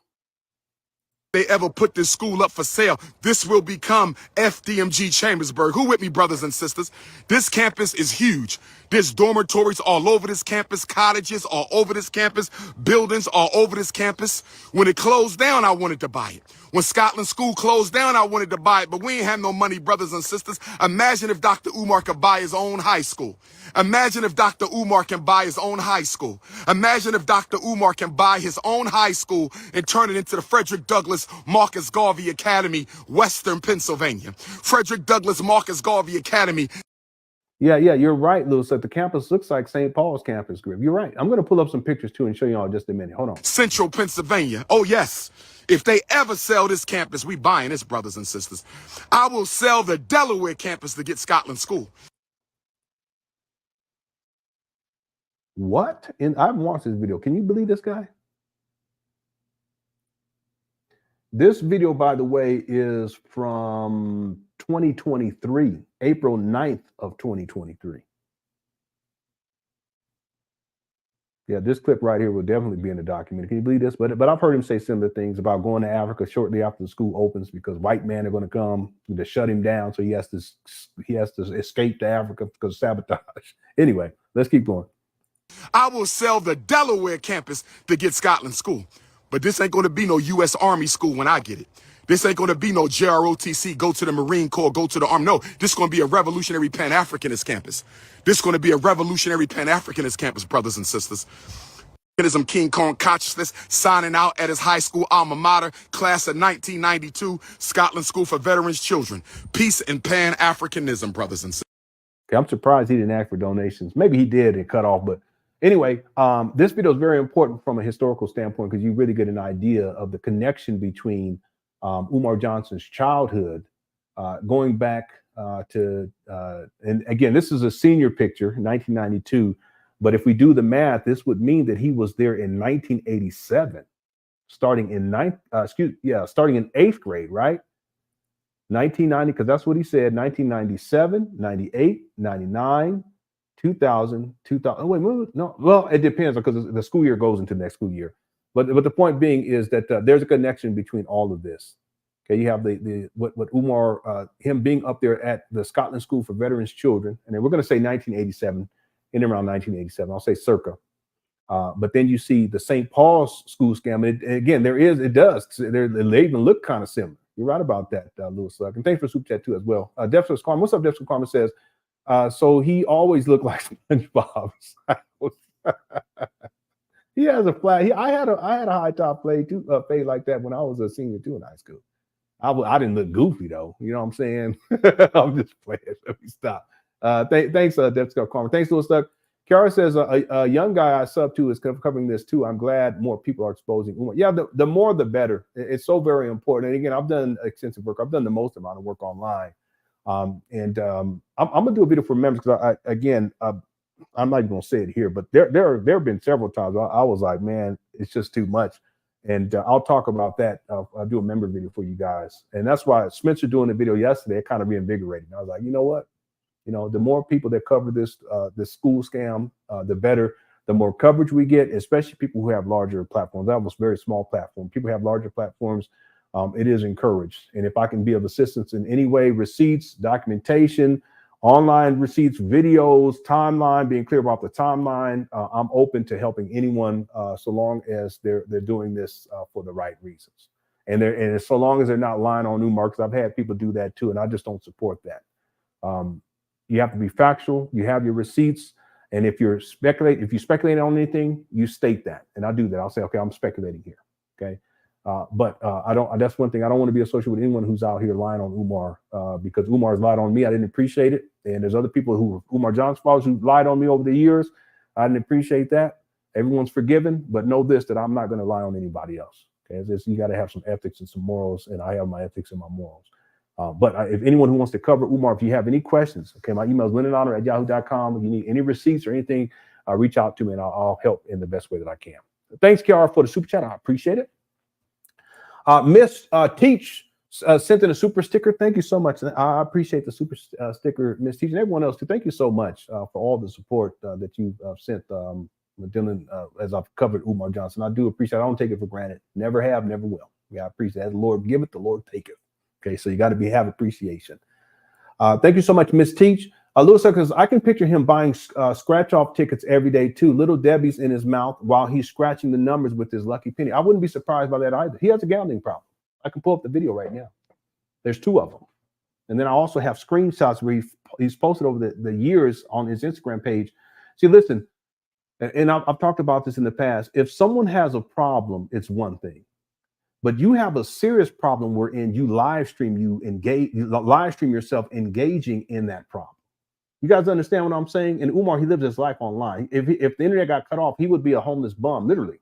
This is not the hyperbole. He would be a homeless bum out there on the corner begging for change.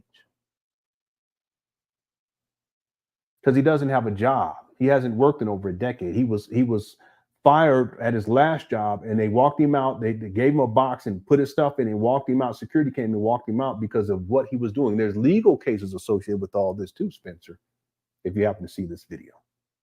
The rabbit hole with Umar goes so very, very deep. See, so his reputation precedes him. He can't work in his field. And he will say that I'm a certified this and certified that, but there's no online records that show that his certifications are up to date. You have to re-up your certification. You have to do continuing education, get the credits for it. Umar hasn't done any of that. He does have degrees though, however. But in terms of being able to work as a professional, he can't do it. He will say that he does. He doesn't even have an office. See? He's never been a certified psychologist. Is that the right one? No, wait a minute. He stated certification. What was the other one, Cookie Crush chat? Certifications, and he says that I'm a certified school. He says something else. I can't remember right now what the other term is. But there's a difference between the two. The point that I'm making is that certifications is something that you have to keep up to date. Umar hasn't done that. He's actually admitted that too, just like he admitted that FDMG will not be accredited. Yeah, licensed, that's the word. I apologize. So you have to be careful when you listen to Umar. You have never take anything at face value. He will sometimes say, I'm licensed, and then sometimes he'll say certified. His certifications are not up to date, and he's never been a licensed psychologist. In fact, he talked about that, and he complained about it in videos where he had to have someone who was licensed sign off on his work. See, he asked where Umar's office is at. He doesn't have an office. He says he's independent. Where's your independent office at? And the reason why he says independent is because he hasn't worked in the field. So he says, I'm just out here doing my own thing. But the reason why is because he's not licensed and his certifications aren't up to date. He can't practice as a true professional. Okay? And thanks the person inside the chat room for pointing that out to me. I just slipped my mind. I apologize. Okay, Louis, thank you so much for the super chat. I appreciate it. Hope you're doing all right. And everyone else inside the Cookie Crush chat. Okay, so where were we? We covered the video where Umar is at. Let's go back to this, and we're getting close to where we're going to get to Spencer Cornelia's video, but I want to give this backdrop because it's so very important. Let me just skip through here. This is the Scotland School for Veterans Children. We covered this, and this date should probably be 1987. I'll do a little bit when we have to give a precise date on this based upon the video that we just watched. Again, Umar was up there in 2023. All right. It's the connection between this idea of FDMG. I won't get into this because I've actually explained this. This is a post from Umar Johnson from 2019, January 10th, 2019. And in this post specifically, he talks about his schooling. So actually, let me read this for further clarification. I'm going to start right here. It says, earning high marks throughout elementary school, he was sent to the Bieber Junior High School in the Winfield section of West Philadelphia for 7th and 8th grade. Umar's father, a strict disciplinarian, thought his eldest son was too close to his mother. And this is on his, again, I'm not making this up. You guys can go and look this up yourself. And actually, I don't have the actual link lined up, but I can provide it for you all. But again, I'm not going to get on here and lie about Umar. You can look at under January 10th, 2019. Ann McMillan used to be around Umar a lot and defended Umar. She was one of his partners in crime from way back in the day. I don't think she's around anymore, but she was the one managing this YouTube page. Anyway, Umar's father, a strict disciplinarian. I think he was a bully, and I think he bullied Umar. Thought his eldest son was too close to his mother and decided to send him off to a Central Pennsylvania Scotland School for Veterans Children, SSVC, a residential JROTC academy for the children of veterans. Again, when Umar says things like, I want to turn your boys into black Rambos and we're going to have a gun club, FDMG gun club, he's just sourcing all of this from his childhood experience. He's just reliving childhood trauma. That's all this is. That's dangerous in and of itself. Not wanting to miss his 8th grade graduation at Beaver, Umar would leave for Christmas break, but return at the start of his freshman year at Scotland. This is where the point of clarification needs to take place, because it's very much confusing. He didn't want to miss his 8th grade graduation at Beaver, so Umar would leave for Christmas. I'm assuming that he left the Scotland school for veterans children, and you guys correct me, give me your perspective. I don't know for sure, but it's just, there's ambiguity here. That he left the Scotland School for Veterans Children during Christmas break to return, not wanting to miss his 8th grade graduation. He returns so that he won't miss his 8th grade graduation at Beaver. So he was enrolled when he was in the 8th grade at Beaver, but I think that's when they shipped him off to Scotland School for Veterans Children, but he didn't want to miss that graduation. So for Christmas break, he went back, but then he returned at the start of his freshman year at Scotland. You see what how this goes here? Okay, that's why I'm saying that there's a bit of ambiguity, that it kind of doesn't make sense. But my best guess is that Umar started 8th grade at Beaver, but then his father came into his life and shipped him off to Scotland School for Veterans Children, but he went back to Beaver for the graduation during Christmas break, which doesn't really make sense. But then he returns to start his freshman year at Scotland. Okay, again, fate must have had a hand on the young activist for the Chambersburg, Pennsylvania, where Scotland School was located, Pan Africanism, and then it goes on. He actually talks about this. Anyway, I wanted to just kind of discuss this briefly during this live stream, because this is a point of clarification that needs to take place. My best guess is that he did attend the Scotland School for Veterans Children in the 8th grade, but it was after his father. He started at Beaver, okay, and then he started in full in the 9th grade at for a whole school year, and that goes 9th, 10th, 11th, and 12th. So altogether 4.5 years, right? Okay, so again, I'm going to say 1987 is when he started here. Okay, there's some ambiguity then. I showed this to everyone too. This is in 2010. Umar makes this post, but again, we watched this video right here earlier. Just to refresh everyone, this is the video where he said he conceptualized FDMG in 2005, which correlates to his UNIA letter, but it was in 2010 that he posted that the school was going to open in 2013. And here is by 2014, this is when he starts the St. Paul school scam. A lot of Umar Johnson followers are unaware of this particular school scam.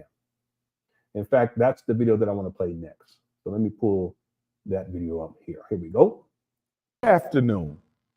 My name is Dr. Umar Johnson, and I am a school psychologist and doctor of clinical psychology. In addition to that, I hold degrees in political science and education. I am here at the historic St. Paul's College. This beautiful campus, 135 acres of which I hope to make the Frederick Douglass and Marcus Garvey RBG International Leadership Academy for African Children. This college, St. Paul's, was opened on September the 24th, 1888 by a contemporary of the great Booker T. Washington. That great ancestor's name was James Solomon Russell. Father Russell opened this college with less than a dozen students. And by the time it reached its zenith, St. Paul's College owned more than 1,000 acres of land and housed more than 1,000 African children.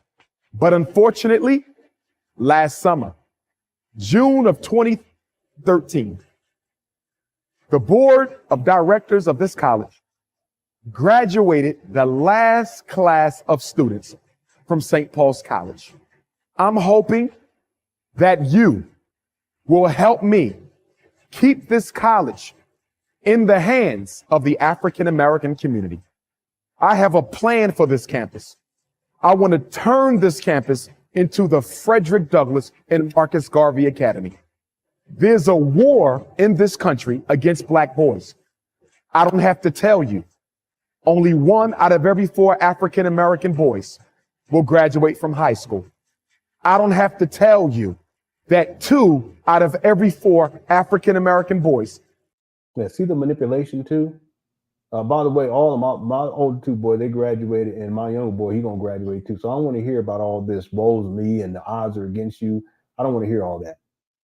Okay, we make a way. Again, the game is not fair and it's rigged in some instances, but there's no excuses. But Umar tends to focus on these the most negative situations for Black people, when in point of fact, not all of us are having those experiences. But that's because his target demographic is mainly poor Black people, single mothers in particular, who are down and out and struggling. At some point in his life, will be under the supervision of America's criminal justice system. I don't have to tell you that there's a school to prison pipeline that runs out the back door of the school into the front door of the prison. I want to stop that. And I want you to help Dr. Umar Johnson stop that by donating to my fundraiser, by helping me and our ancestors raise the money necessary to acquire St. Paul's campus. We need this 135. Yeah, we don't need that as Black people. That's one of the major obstacles. It's more mental than anything else. You have the victim mentality, you'll never be successful in life. It's that simple. Anyway. 5 acres for our children. We have the dormitories. We have the gymnasium. We have the lecture halls. We have the cafeteria. We have a beautiful student center. I want this school to be a blueprint, a role model to every other independent African school in the world. See, again, it's all rehashing his experience as a child. That's all this is. I mean, it's fascinating that just from a psychological perspective, how deep this goes. The Scotland School for Veterans Children. You know, it's just rehashed decades later in the form of the St. Paul's school scam. But again, Umar stated that the school was going to open where's that receipt? Here it is right here. He said the school was going to open in 2013. He posted this in 2010. It just keeps going. But it wasn't until 2014 that he specifically talks about St. Paul's, and he puts out this video. To show them that African children are not the intellectual inferiors of European Americans. To show them that our children want to learn as much as anyone else. I'm tired of the phone calls from our mothers and fathers crying about what's being done to their children. I'm tired of special education when it's not necessary. I'm tired of ADHD diagnoses and conduct disorder diagnoses and oppositional defiance diagnoses and learning disability diagnoses and emotional disturbance diagnoses. I'm tired, and I want you to be tired with me, of our children being forced to exist in a system that was not designed to educate them in the first place. I want to give them a heaven on earth. I want to give them a home away from home. And I want St. Paul's College to be that place. Imagine a school where children don't have to be suspended. Imagine a school where your child never gets expelled. Imagine a school where your child never gets misdiagnosed and put in special education. Imagine a school where you don't have to worry about the teachers trying to force you to put your son or daughter on dangerous psychiatric medication. Ladies and gentlemen, brothers and sisters, community stakeholders of the African race, I implore you, I beg you, I summon you, and I petition you to donate to this cause. Donate to this fundraiser. Let us show the world that we care enough about our children and enough about our history and enough about our ancestors to keep St. Paul's College in the hands of the African American community and in the hands of Dr. Umar Johnson and in the interest of African children and under the skies of Almighty God and our ancestors. Help me keep this college alive and keep the dream of its founder, James Solomon Russell, alive forever. All right, so there you have it. This is in April of 2014. There's some discrepancies there because I've heard Umar say May was when he started collecting money, but I've also heard him say April. And I haven't been able to pin down an actual month, but this is in 2014. So Understand that this is the St. Paul's College school scam, but really it's just the reiteration of Umar's childhood experience.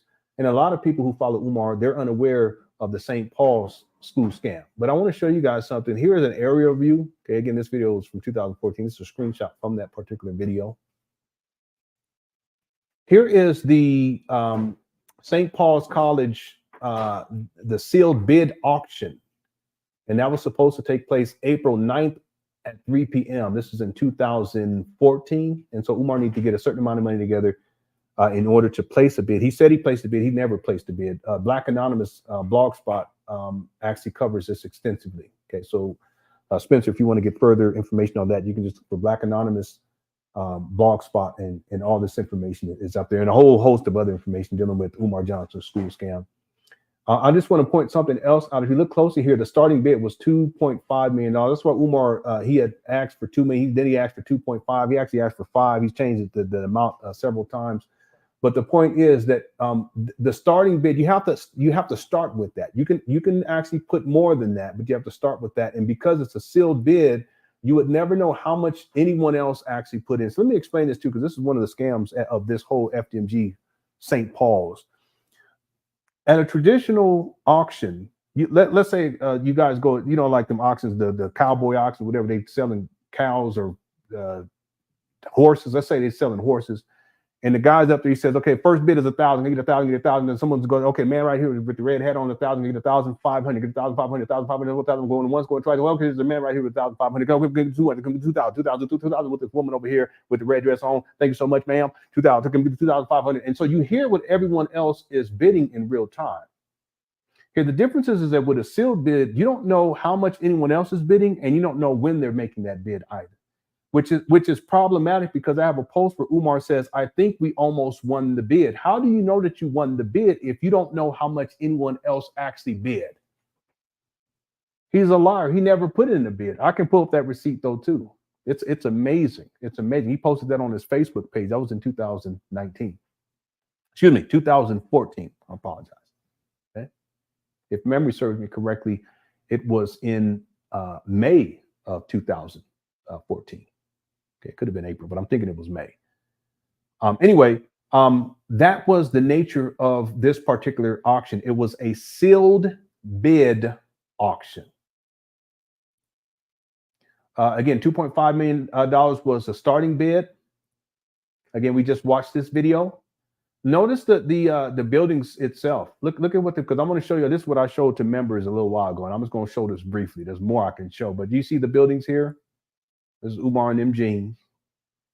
Sad, looking like sad. Let me stop.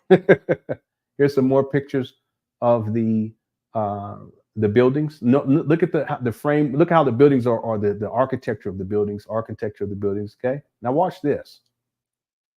This is one of the homes that was on the campus. That actually looks really nice. I like that. Here's the gym. Y'all ready for this? Here's some more of the buildings. Okay. Now watch this. This is the next slide, I believe. Nope. It's the next slide. This right here, this is from June 7, 2014. Yeah, he started collecting money April. He said April. He also said May of 2014 for the St. Paul's College. Look at what he says here. He says, FDMG Future Redemption Campus Dormitory photos. This is what the dormitories are going to look like. It's the aerial, vertical, and lobby photos. This is the long-term facility transformation plan. So he's going to transform. Sound familiar? He's going to transform all of these buildings, just like he was going to transform the buildings for the UNIA. Hit the one. If you guys are following me here, hit the one. He's going to change all. He's going to transform all of these buildings. This is the building initiative. 2005, he was talking about the UNIA. I covered that earlier. But then we get all the way to 2014. Thank you, Vince, for hitting the one. I appreciate it. Hope you're doing all right.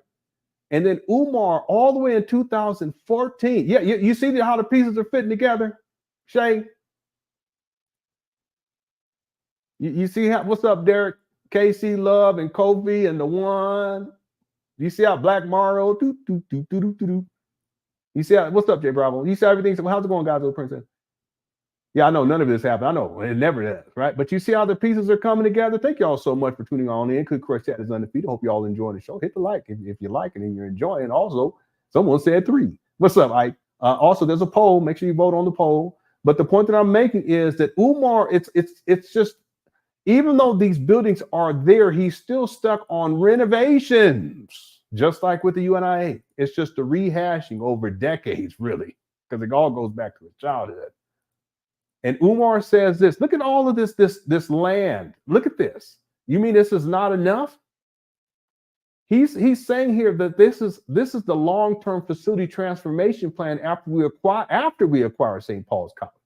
And we will eventually need more dorm space than currently available. Make sure you make your donation. It's all about getting more money, getting more money, getting more money. Now, y'all, and this is what you're seeing in this image. This is a rendering of the lobby of the building when you walk through. I'm going to assume that this is the dormitory, but I showed this to members earlier. I'm gonna go ahead and show it to everyone else. You guys want to see what Umar proposed the architecture would look like for this dormitory, FDMG. Okay, y'all ready for this? Cookie Crush Chat. I kid you not. Here you go.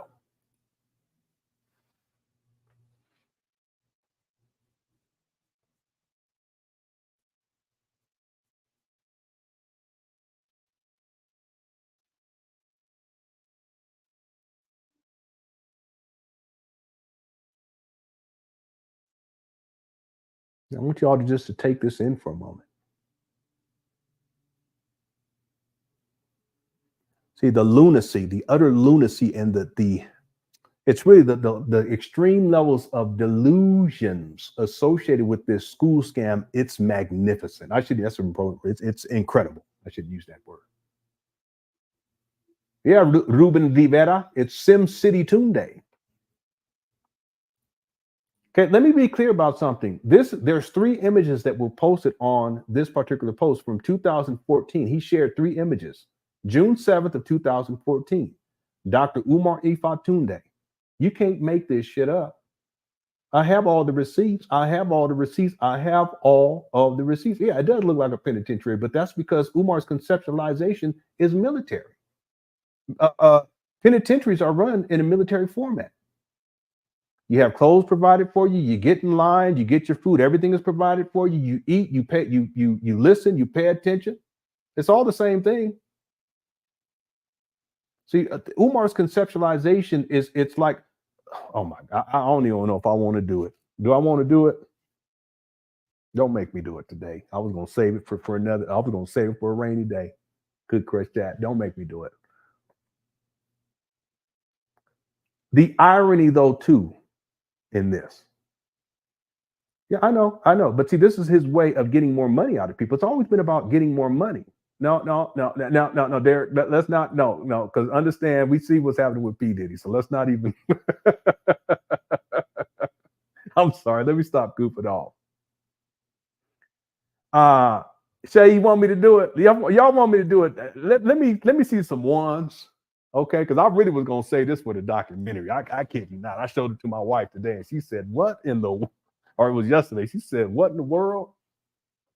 Y'all want me to do it? Hit the like button, family. Hit the like. And if you ain't voted on the poll today, we got 1,285 votes so far. How much money has Umar Johnson raised since 2014? As of right now, 13% say $1.5 million, 13% say $2 million, 27% say $2.5 million, and 46% say $3 million. Okay, we'll come back to this a little bit later on. Make sure you get your vote in. Hit the like button if you're enjoying the show. Before I show you what the other thing that I really don't want to show y'all, because I was gonna make it as like a big reveal in the next documentary, if I ever get to that point where I finish it. Let me get to these super chats and we'll just have a little suspense here if you guys don't mind. Yeah, Lewis, like, you're right about this. Yeah, I can see him totally doing this. Lewis like also says, I doubt he has a bank account. The money he stole was probably put into an account in his mama's name. That's speculation. The thing is that there's no way of knowing, Lewis Luck, how deep this goes from the financial side of this. In other words, on one hand, I mean, he did have a bank account that was attached to his GoFundMe. We know that for a fact because you can't do a GoFundMe unless you have a bank account attached to it. Umar always claimed that it was the FDMG account, but how do you have an FDMG account for GoFundMe if you don't even have nonprofit status? That's why if you guys do more research into Umar in terms of his what are those tax liens, it's all public record. If the tax liens, you'll see that there's a major jump in terms of Umar's tax liens in and around the time that he started collecting all this money. And the reason why is because he couldn't write it off. I mean, I apologize, wrong word. The reason why is because he didn't have tax exempt status. So basically and that's not even basically, factually speaking, all the money that he was collecting at that time was considered to be personal income. Now, Lewis, so therefore it's subject to taxation. And that's why he couldn't, I mean, he could have paid it, but it would have been wasted money. So I think probably in Umar's mind, he says, okay, maybe if I get tax exempt status in the future, but then retroactively, I won't have to pay. It didn't work out that way for the guy. Okay.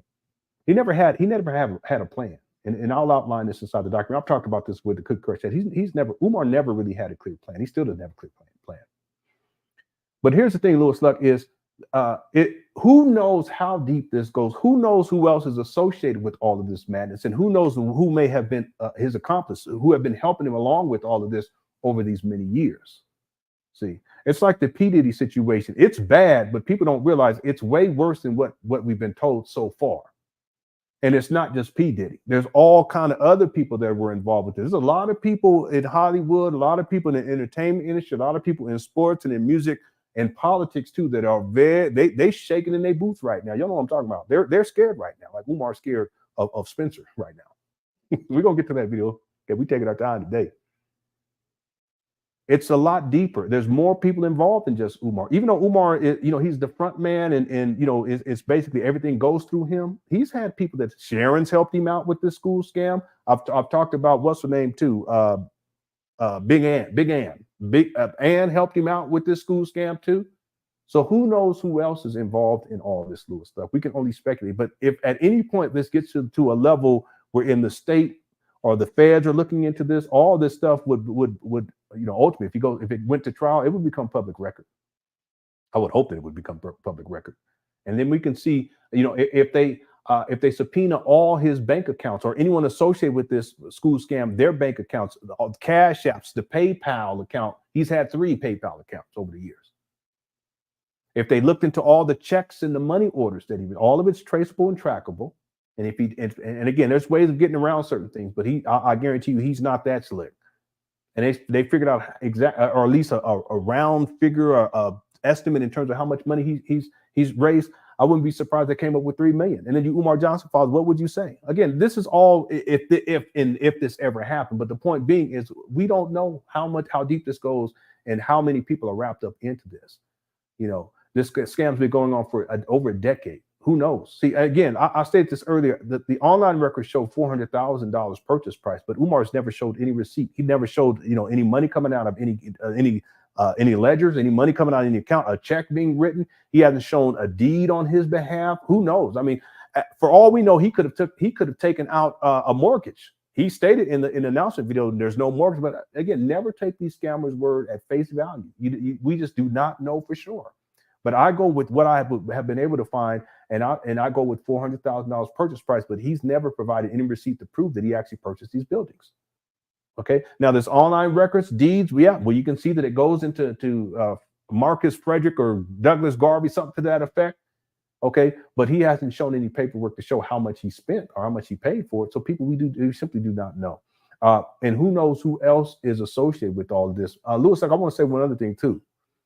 Another example of this would be Polite, because Polite is kind of like the opposite of Umar in terms of the optics. Umar, even though back in the day he would dress the part and all that stuff, a lot of that's gone away, and that part of it is because of that turning of the heat down. He just don't care about looking presentable, and he'll show up and looking like a bum that just rolled out of a cardboard box down on 5th and Market, spitting all over the place, hair all over the place, just looking muggly, as we used to say, just come out looking muggly. Okay, Polite was all in to try to be flashy and bling bling. Jay Morrison too, but Polite's an interesting case study because one of the things that people found out about this guy at a certain point was that he didn't own anything. He didn't own anything. Everything with the cars were rented. He was acting like he was big ball. He would do live streams where he's at a high rise, you know, in Los Angeles, and he's up on the roof and there's a pool up there and acting like he lived there. Said, boy, if you don't stop. He was another cyber bomb scammer.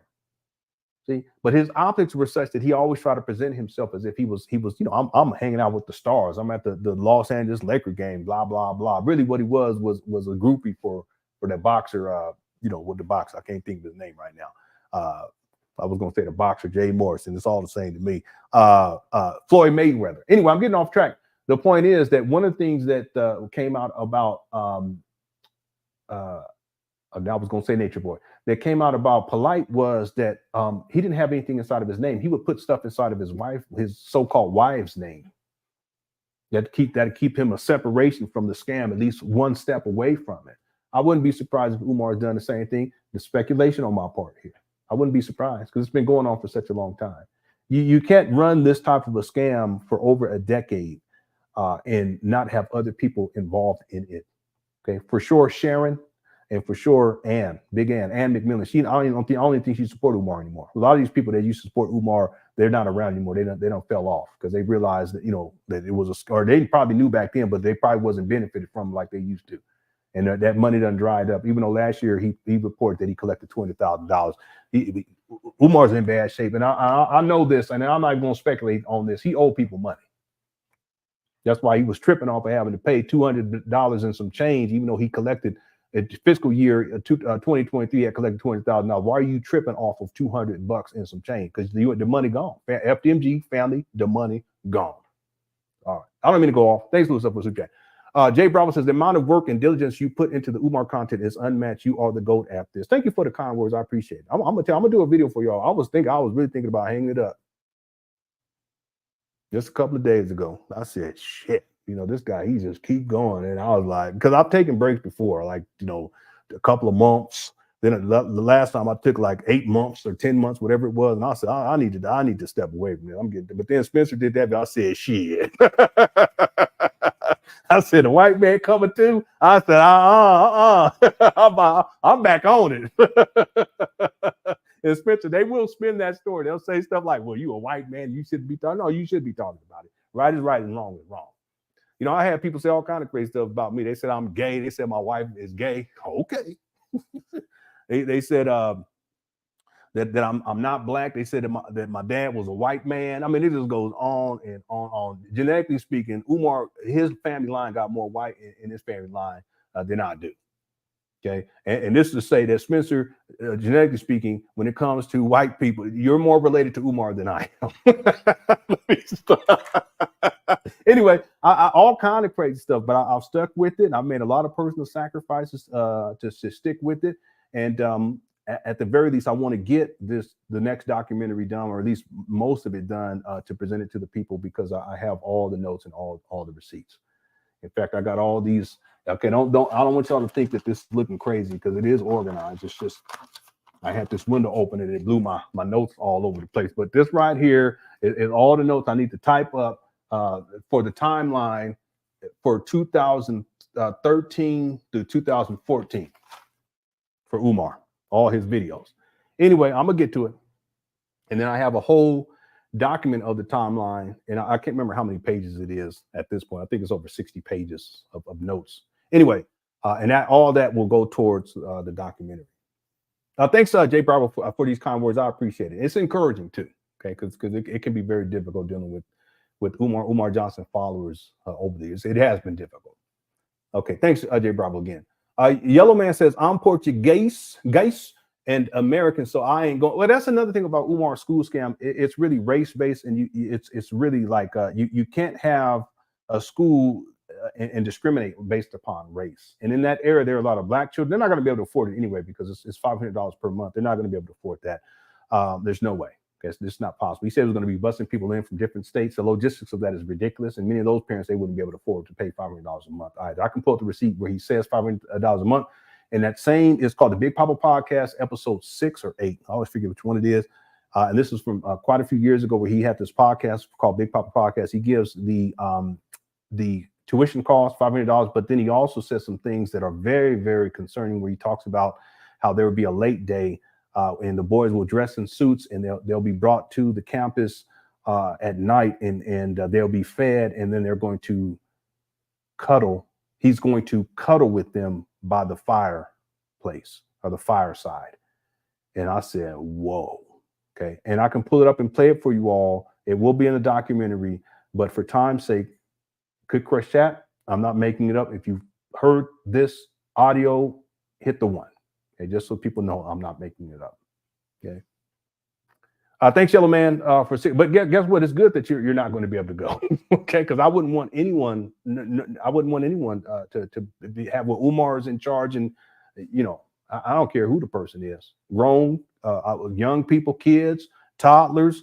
Understand? He has supervised visitation with his own child. He's on child support for over 20. He's still on child support, but he been paying it more recent because we've been on him about it. But for over 20 years, and I kid you not, Yellow Man, you remember this. Umar stated that he pays his child support in bulk. He's had his license suspended several times, at least 3 times. Okay, it's court ordered, and he don't take care of his kids. He don't pay child support like he's supposed to. His children go without. He done collected millions of dollars. What kind of man? See, and it was court order where he couldn't be alone, and he admits it too. He could not be alone with his daughter. So listen, Yellow Man, I wouldn't want anybody. You got a cat or a dog or a hamster, a bird, none of that. Thanks for super chat. Black Wolf says, "Where's the peephole going to go to go that Umar requested in the Black peephole?" Umar said he wanted to have a peephole inside on the front door. I guess to look out. Even it don't even make sense. These days, people, you know, they have cameras all over the place. He have a gang of cameras up there, but you can get just one of them little doorbell things to put on there. But Umar said they broke it. They broke it off. It got blown off. Anyway, he said he wanted to put a peephole. I said it's just ridiculous. You know, it's like back in the day, Black Wolf, Umar conceptualizes this, right? It does look like a Supermax prison. I forgot to mention, Black Wolf, if you want to play some basketball, you're welcome to do so, because right there, smack dab in the front, right there, it's a massive basketball court, and it's not even to scale compared to the building size. I mean, this basketball court is massive. I mean, it's like a half a mile across, and it's all white. Spencer, you're welcome. Get on there because you look all swole a little bit. You've been working out, I could tell. If you want to get on there and go play some ball, go on and play some ball, at the FDMG with a peephole. There's gonna be a peephole on this building. There's gonna be a peephole on the gym, on the backboard, family. Anyway, somebody said that's a true scampus. It is. It's a big scam. All right, thanks, Black Wolf. Yeah, and then he said there was going to be a room in the back, and if your child acts up at FDMG, then they're going to take them back there and pound their damn chest in. This is the military coming out. Okay, that's all that is. Again, Umar's conceptualization of FDMG is really a way for him to resolve childhood trauma, and that's dangerous in and of itself. Okay, thanks, Black Wolf. I remember that peephole. Michael says, don't want black boys playing ball, but put a cheap court dead. Yeah, exactly. I just mentioned that, Michael, because I forgot about it, and then I pulled it up. I said here, and you can look at it right there. He's always talking bad about sports. He talks bad because Umar, he's not athletic. He never was. Okay, he's actually talked about that. That's what Umar talks so much trash about black athletes. It's amazing. Entertainers, singers, comedians, so forth and so on.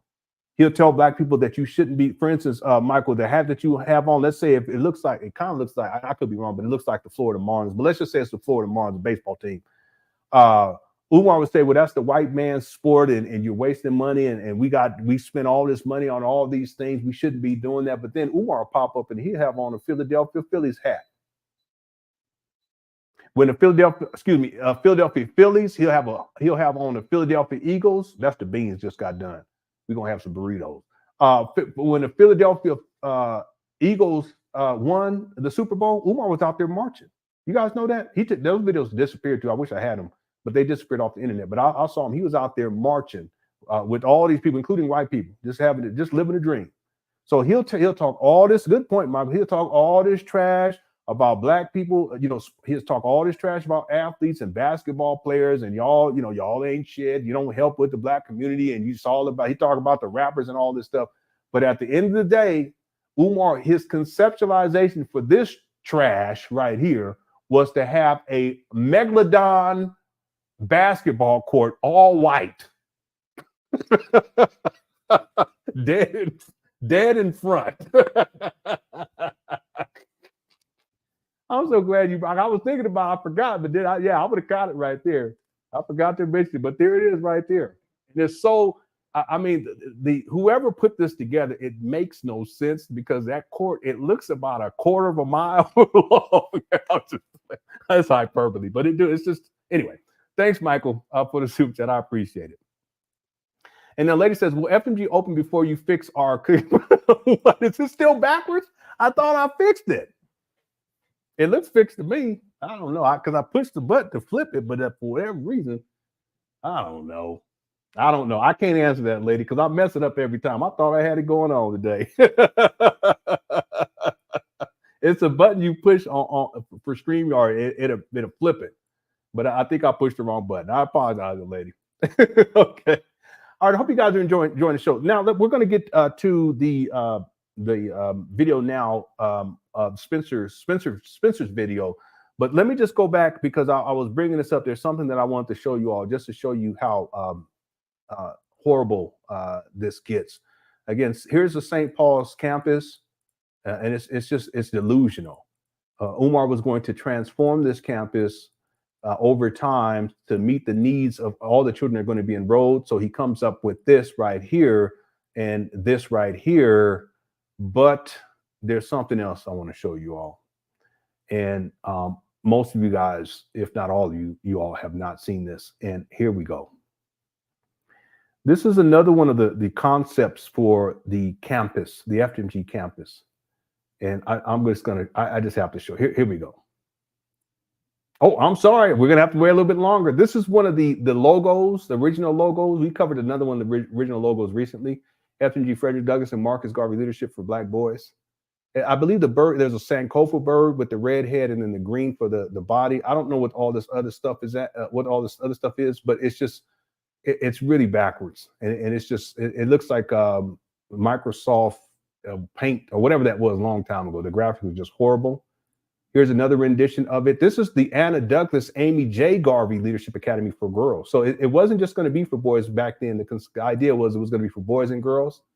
And the girls, the boys is mainly yellow, while the girls is orange, but the logo is pretty much the same.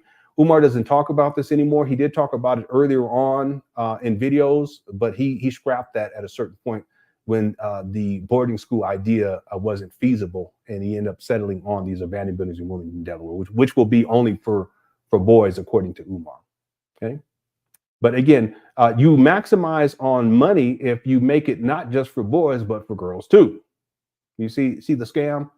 If he just sticks with boys from the beginning, there's only going to be a certain demographic that'll say, okay, I'll support it. And it doesn't mean that people that didn't have boys wouldn't, but if you say for girls too, more people are going to be inclined to support.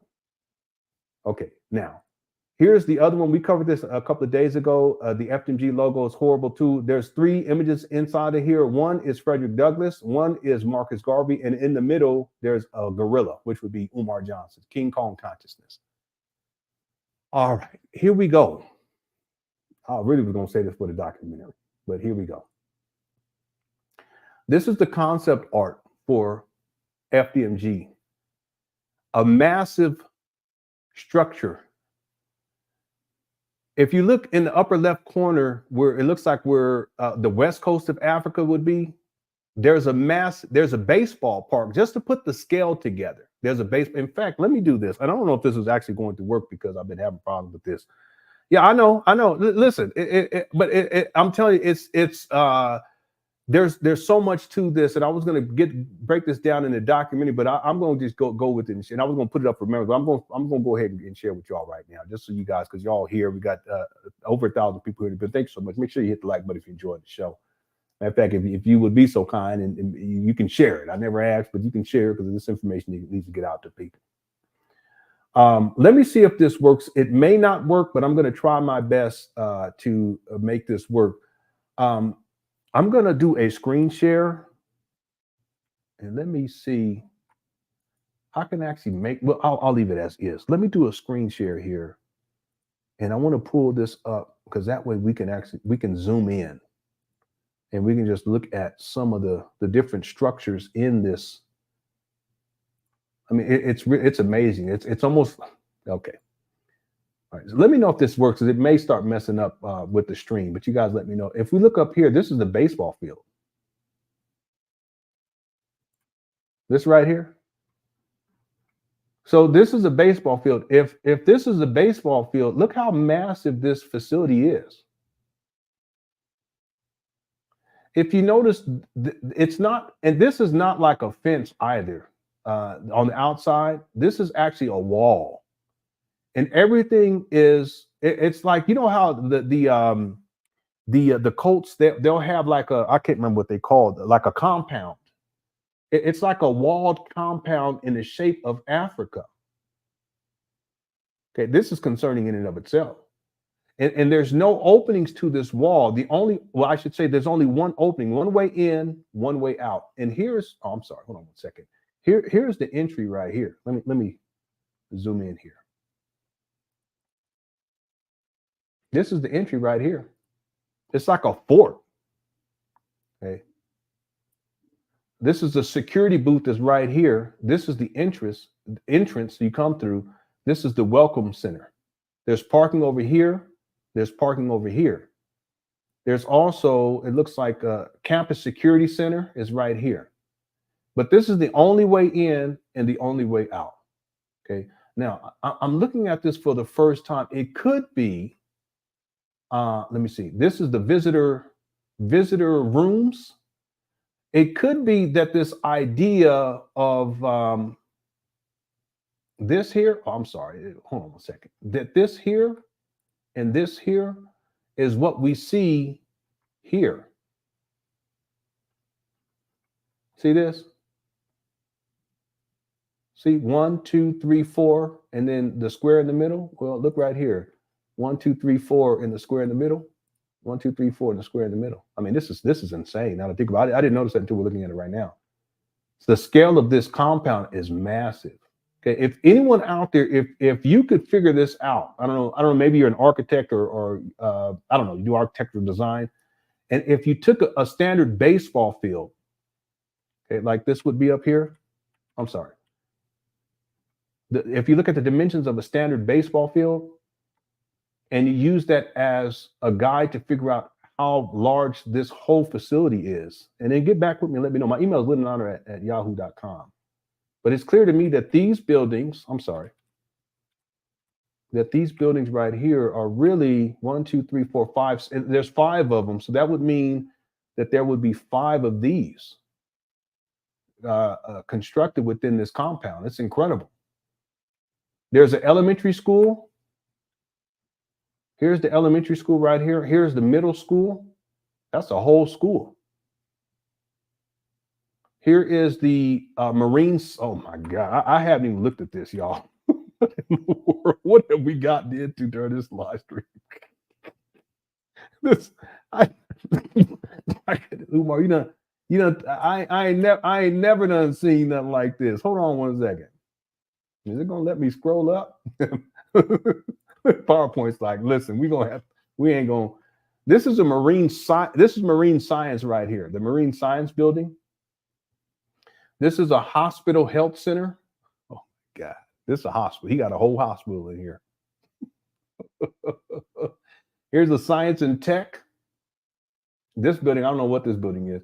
This is engineering. I think it says engineering, ENG something. I don't know what you guys can make out of that. I'm not quite sure what it's supposed to be. But you guys, if you guys can take your guesses in the chat room, maybe English. I don't know. And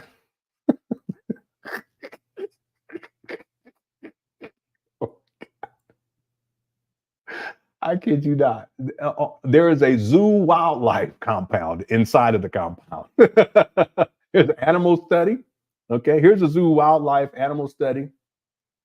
Farming equipment is right here. Agriculture is right here. I'm interested. I don't know what this is. It looks like it says Ing Arch, something like that. Here's a farmland right here. Farmland print. I don't know. Farmland. Here's some more of those buildings. This is a massive facility, and this is not a gate. It's a wall, and there's one way to get in, one way to get out. I don't know what these buildings are right here. Let's look a little bit over on this side. Special arts, I think he's saying special arts. But here's the culinary arts. This would be a track and field where they would run. Again, I don't know. This scale is massive. Here's a business center union. Okay, so there's going to be a business center. Get this. There's going to be an ATC tower. I don't know exactly what that is, but there is a political government. There's also aviation, NASA. Yeah, NASA. And military building as well. There's going to, Lord Jesus, there is an aircraft bay. I haven't looked at this yet. There's 2 aircraft bays. And there's a landing strip. What in the world? This is it's like a small city. I mean, it's literally like a small city. If there's anyone out there that could figure out what the scale of this would actually be, please do and email me. Okay. I mean, I can actually do it myself, but I got other stuff to do. I really do. At least by the time I get the documentary done, I should know that. Here's some event parking as well. So because these event parking is way up here, there has to be streets. So I'm assuming that all these are all streets, okay, that you can drive on. And here's a baseball field, a baseball diamond right there. I don't know if we got to everything, but this is the concept art. And really, it's a derivative of this because this, if you guys look closely, these buildings are actually listed within the compound. And so one of these buildings would fit right here. Another one would fit right here, and then will fit right here. This is concerning because this is like a cult compound, and it's like a city. This is how Umar conceptualized this stuff, and this is old stuff. Again, I showed you guys just to give you guys context. And we're going to move on. We're going to get to Cornelius's video, Spencer's video. This comes from a post from 2014 while he was raising money for the St. Paul's College. It says FDMG Future Redemption Campus Dormitory photos, aerial, vertical, and lobby photos. This is a long-term facility transformation plan after we acquire St. Paul's College, as we will eventually need more dorm space than currently available. And so here are the buildings that would provide more of that space, but then he takes it here. Okay, this is a massive complex. Okay, I don't know where he thought he was going to get the money for all of this. There's an elementary school, there's a middle school, there's an aviation NASA Academy in there, there's an airstrip. There's a baseball field, and it goes on and on. There's even a farmland and a zoo. You know, it's fascinating because now I can put kind of the pieces together, and then we're going to get to the video. I can put the pieces together. We're in 2019 when Umar acquires his abandoned buildings in February of 2019. He starts talking about how they're going to have farms and they're going to have teach the children how to fly airplanes and float ships. It's all here. He said at one point, he says it's going to be an FDMG zoo. It's all here. I'm surprised he don't have an FDMG cemetery on here. There's going to be a health center, a hospital. There's going to be a science and tech center. Yeah, I mean, I never looked into it and looked closely, and I don't know what that says right there. One thing I didn't see. Let me just do this, then we're gonna get to it. I never actually looked at this. I mean, I had it. I just had it documented and archived. There's more too, but we're gonna end it with this. But I don't know. This is the store. I think that's what that is. There's gonna be an FDMG store right here. I guess this is where the food and groceries, which makes sense because if the farmland is over here and the culinary arts is over here, then this store would be in the middle of the street, a massive store in the middle, and it'd be round, circular. Probably look something like one of these, but just one as opposed to four connected. Yeah, it's out there. It is so out there. All right, okay. I did not want to share that with you all, but I figured, hey, we here. I'll go ahead and get it out the way. I mean, not everyone's going to see this who's going to actually see the documentary. And if I get to this point in the documentary, they're going to see it. And they're going to be like, what in the world? But to close out this segment of this live stream, we're going to get to the video. All this really goes back, conceptually speaking, to the Scotland School for Veterans Children, circa 1988, 1987. Okay, I still got to actually get the actual date. I'll do some math and cross-reference with some of the other things that Umar Johnson has said. Okay, let's get moving here now. I think I got to all of the ancillary videos that I want to get to. Let me just make sure. We'll play a little bit of Spencer Cornelia's video, and then we'll get to Umar Johnson's response, and then we'll start winding down the show. Umar Johnson, okay. There's no need to play that. That's the school announcement video, which was in 2019. I think I've made the timeline clear. Let's go to Spencer Cornelia's video. Okay, so this premiered yesterday, and Umar was shook. He's scared, and rightfully so, because if Spencer decides to do a deeper look into Umar Johnson, it goes forever. It really does. And if a platform that has that type of reach, because he has a massive platform, congratulations. If someone has that type of reach starts to really cover Umar, it'll bring a lot of unwanted attention to Umar and his school scam, which has been going on now for over 20 years. Okay. St. Paul specifically only for a decade, right? But he said the school was going to open in 2013. That was in 2010 when he said that. See, so that's why the timeline, we have to be clear about the timeline. Okay, I won't play all of this. I'll play, we'll skip through. Again, and I've played some of the stuff before, but if Spencer, if he told me that I had permission to play the whole thing, I would. I just haven't gotten in contact with him. But I'll play bits and pieces of it, and then we'll get to the Umar Johnson's response video. Here we go. And again, hope y'all enjoying the show. Real quick, right now with the poll, how much money has Umar Johnson raised since 2014? 14% say 1 million, 1.5 million, 13% say 2 million, 27% say 2.5 million, and 45% say 3 million. My best guess is 2.6, 2.7, but I would say anywhere between 2.5 and $3 million would be a reasonable guess. Estimate based upon what I know about Umar and the things that he said. And I can pull up receipts talking about PayPal, and we can pull up the receipt in terms of the GoFundMe. We can pull up receipts where he says, I make more money. I receive more donations offline than online. And we just calculate for about a 3-year period. He's already at $1 million. It's actually less than a 3-year period. And then we can calculate based upon that over the last 7 years, how much more would he have? Of course, 2.6, 2.7 million. It really is a very fair estimate. I think it's actually 3 million is probably closer to it, but I'll go with 2.6, 2.7. Okay, if you haven't voted, go ahead and vote. I'm going to close that vote out, that poll out in just a couple of minutes. Okay, let's get to the Spencer Cornelia's video. Here we go. Umar Johnson may have pulled off the smartest scam I've ever seen. He's a controversial figure in the black community, often bashing Obama, LeBron, and even Oprah. Barack Obama was a flunky, he was a functionary, he was a stool pigeon, and he was a puppet, and yes, he was a coon. Okay, by the way, I've been talking about this lately about Umar, and I've talked about it in the past, but he really does disparage black people. He has a hate for black people. In point of fact, in my opinion, Umar, he feels superior to black people, and part of it is because of that privilege that he had to be able to go to this military school, private school, everything's paid for, and he has this level of disdain for black people. Who, you know, they're not privileged like him. He thinks he knows everything. He feels like he's extremely intelligent. All these types. He thinks he knows everything and everyone else is wrong. It's his way or the wrong way. His father has the same type of mentality. It's his way or the highway. But the point is that Umar, he attacks black people more than anything else. And his rhetoric is more disparaging towards black people. In point of fact, some of the things that he says about black people, if a white person said it, black people be like, this person is a racist, but Umar gets a pass. Even him calling black people coons all the time. The thing that I noticed as I've been doing this research, going back to the early Umar days where he first starts to appear online with these lectures, is that he was taking a lot of shots at black people, disparaging black people, and he absolutely has an extreme level of vitriol and hatred and disdain towards towards Barack Obama.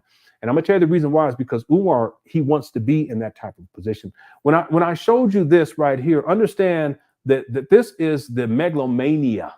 This is someone who wants this sense of self that is so over the top. It's not even reasonable or rational. He thinks that he's the coming of Christ, and he said things like, "I'm the Black Christ." I mean, it's so far over the top. And for him to even conceptualize something like this on this scale and expect black people to pay for everything, and he doesn't even have a plan on how to make it happen. Still to this day, he doesn't have a plan. But the point is that for someone to come up with something like this is like teetering on cult personality. This is teetering on someone who wants to have a cult. And part of it is about the power and the control and the domination. Well, Umar perceives someone like Barack Obama as someone who has power and control because he's the president of the United States. So Umar wants that position, just like in the UNIA, he wanted the president general position. See, it all connects with this guy.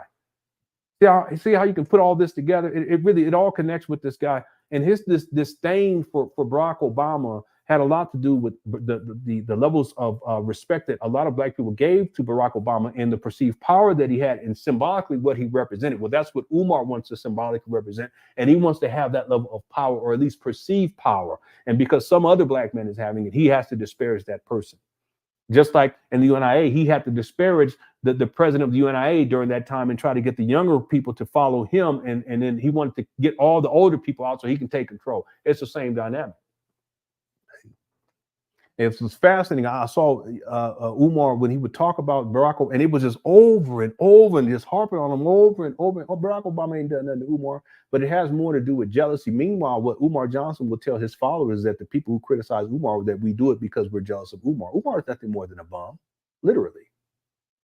He's a cyber bomb, and it's literal. That's not hyperbole. Okay, I wouldn't want to be in Umar Johnson's position whatsoever. It just would be a horrible living inside your mama closet. Running through these black women like this, don't take care of your kids. No. See, but Umar is the jealous person. He's always been that way, and he's extremely jealous of Barack Obama. This is an excellent example of it right here. There's plenty of other examples because I have it in my notes. He said all kind of crazy. He said that Barack Obama was a half-breed. I said, man, the levels of hatred is ridiculous. Here we go. Obama did absolutely nothing to benefit Africa. He did absolutely nothing to benefit African people. So okay, it's not his responsibility to benefit Africa. What are you talking about anyway? Oprah and LeBron, don't give them $250 for no white school. Put it in their hand. And he defends Bill Cosby. Bill Cosby, the most significant black male actor and comedian of all time. When all the crusty snow bunnies came out against him a couple years ago, you said nothing. He's got 1 million followers on Instagram. By the way, Umar has a history of defending abusers. And point of fact, I can't remember who sent me this receipt, but I did download. Let me pull this up. With everything that took place yesterday with P. Diddy, he has been indicted. Okay, and he's been cooperative. I think he's trying to be cooperative so he can try to strike some sort of deal. But more than likely, he's going to be in prison for the rest of his life. Anyway, Umar has a history of defending these abusers, including people like R. Kelly. Another one is P. Diddy. And I want you guys, I'm going to pull this up and show this, just give you another example of this. This is concerning in and of itself. You know, for you women who think that Umar is for you, okay, you're delusional too. I rarely talk to women like that, but you're delusional, dear. Okay, I'm just telling you the facts. Umar is an abuser himself. He preys upon your single black mother. He's always talking about crushing your cookies, which is a euphemism for vagina. Very rarely can Umar do a video, especially these days or last couple of years, where he's not talking about having sex. That's concerning too. I have videos where he's actually filming women's body parts on an airplane, women's body parts at the Frederick Douglass historical home. What kind of man? Got his cell phone on their backside. I have video of him doing it to little girls too. So I don't want to hear that shit about he's for black women. You guys are delusional. You need to wake up. And here's another, and I apologize. I'm just telling you like it is. I tend to be very lenient and very kind-hearted. But listen, if you got this clown up here doing stuff like this, here's a receipt. Says the bail has been denied. Sean Combs denied bail, will remain in jail until sex trafficking and racketeering trial.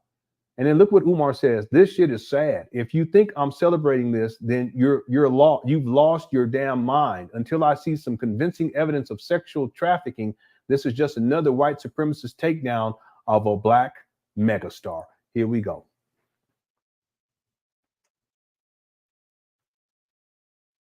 See, the Cassie video wasn't enough. And when the Cassie video came out, Umar was defending P. Diddy.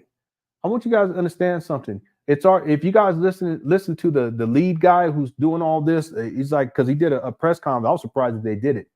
And it's very clear. They have all of the evidence. when they went in and went into his building, because he says it, it's kind of coded, but if you listen to what he says, when they went into his homes, he talked about, he was saying it, and again, he very slick how he said it, but that's how they can't say it straight out. But he was saying how they have the evidence they got, because P. Diddy kept videos on his phone, he kept videos on different devices, hard drives, they have all of it, at least all of it that was there. But Umar still finds the nerve to try to find some way to defend P. Diddy, but that's because Umar is an abuser himself. Okay, he targets single black mothers. He's predatory in that way, and I'll say it. He's predatory in that way because he wants to get money out of you, and he wants to crush your cookies and run through you, as we say. He wants to get them draws. He did the same thing with who was the other guy I mentioned earlier? R. Kelly. There's someone else more recently he did that with too. See, he always defends these abusers. It is disgusting. And you black women that follow him, I don't mean to be this way, but listen, that's on y'all. Y'all want black men to respect you. You want black men to marry. You want black men to raise a family. You run behind this guy's skirt who talks like this about black women, who defends people like P. Diddy and R. Kelly, etc., and Bill Cosby too. Yeah, but I don't want to hear all that shit. The guy was living a sexually promiscuous lifestyle. You're not going to have that amount of women come out and tell the same story. At least one of them got to be true. I don't want to hear it. See, at the end of the day, Bill Cosby should have had his ass at home with his wife instead of running these streets, running through these women all over the place. That's what he should have been doing. And if it was Pookie from around the way, y'all have been like, but because he was on TV and because he was acting like he was just the perfect father up here on the Cosby Show, y'all give him a pass. I don't believe in that. A man is who he is. Umar is who he is. No man is perfect. But I tell you one damn thing, you women who defend these predators like this, y'all need to check yourself. And you men who do it too, because that's your primary responsibility, is to keep these women safe. Amen. I'll leave it at that. Let's get back to it. Instagram and over 200,000 on Twitter. His beliefs are outlandish and many would say outdated. He's against interracial marriage and still believes he can cure a certain type of people.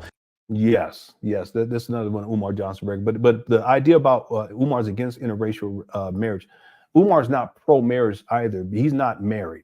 What he tells black men is that you need to marry within the quote-unquote race. You need to marry a black woman. But is he married to a black woman? No. See, in Umar's mind, what that really means to commit to a black woman is that you only sexually exploit black women. You shouldn't be sexually exploiting the white women. It's not about marriage, because if it was about marriage, he would have been married by now. This guy's almost 50, if not 50. Yeah, he's 50 now. See? So it's not about marriage. Umar's talking points about marriage would necessitate him being married. He's not married. He has no intention of getting married. He says he wants 2 wives. He's taking his time. He got to find the right one. No, the reason why he hasn't gotten married is because he's non-committal. He never has been. And what he wants to do is to continue to sexually exploit black women. And there's a whole history of that. By the way, Spencer, look into the conscious stripper. Type in Umar Johnson, conscious stripper, or Umar Johnson, Kim Ringgold. Her name is spelled quite different. I think it's K-H-Y-M, if memory serves me correctly. And then Ringgold is R-I-N-G-G-O-L-D, all one word, Ringgold. Okay, look into it yourself. Primary example. Okay. Let me real quick.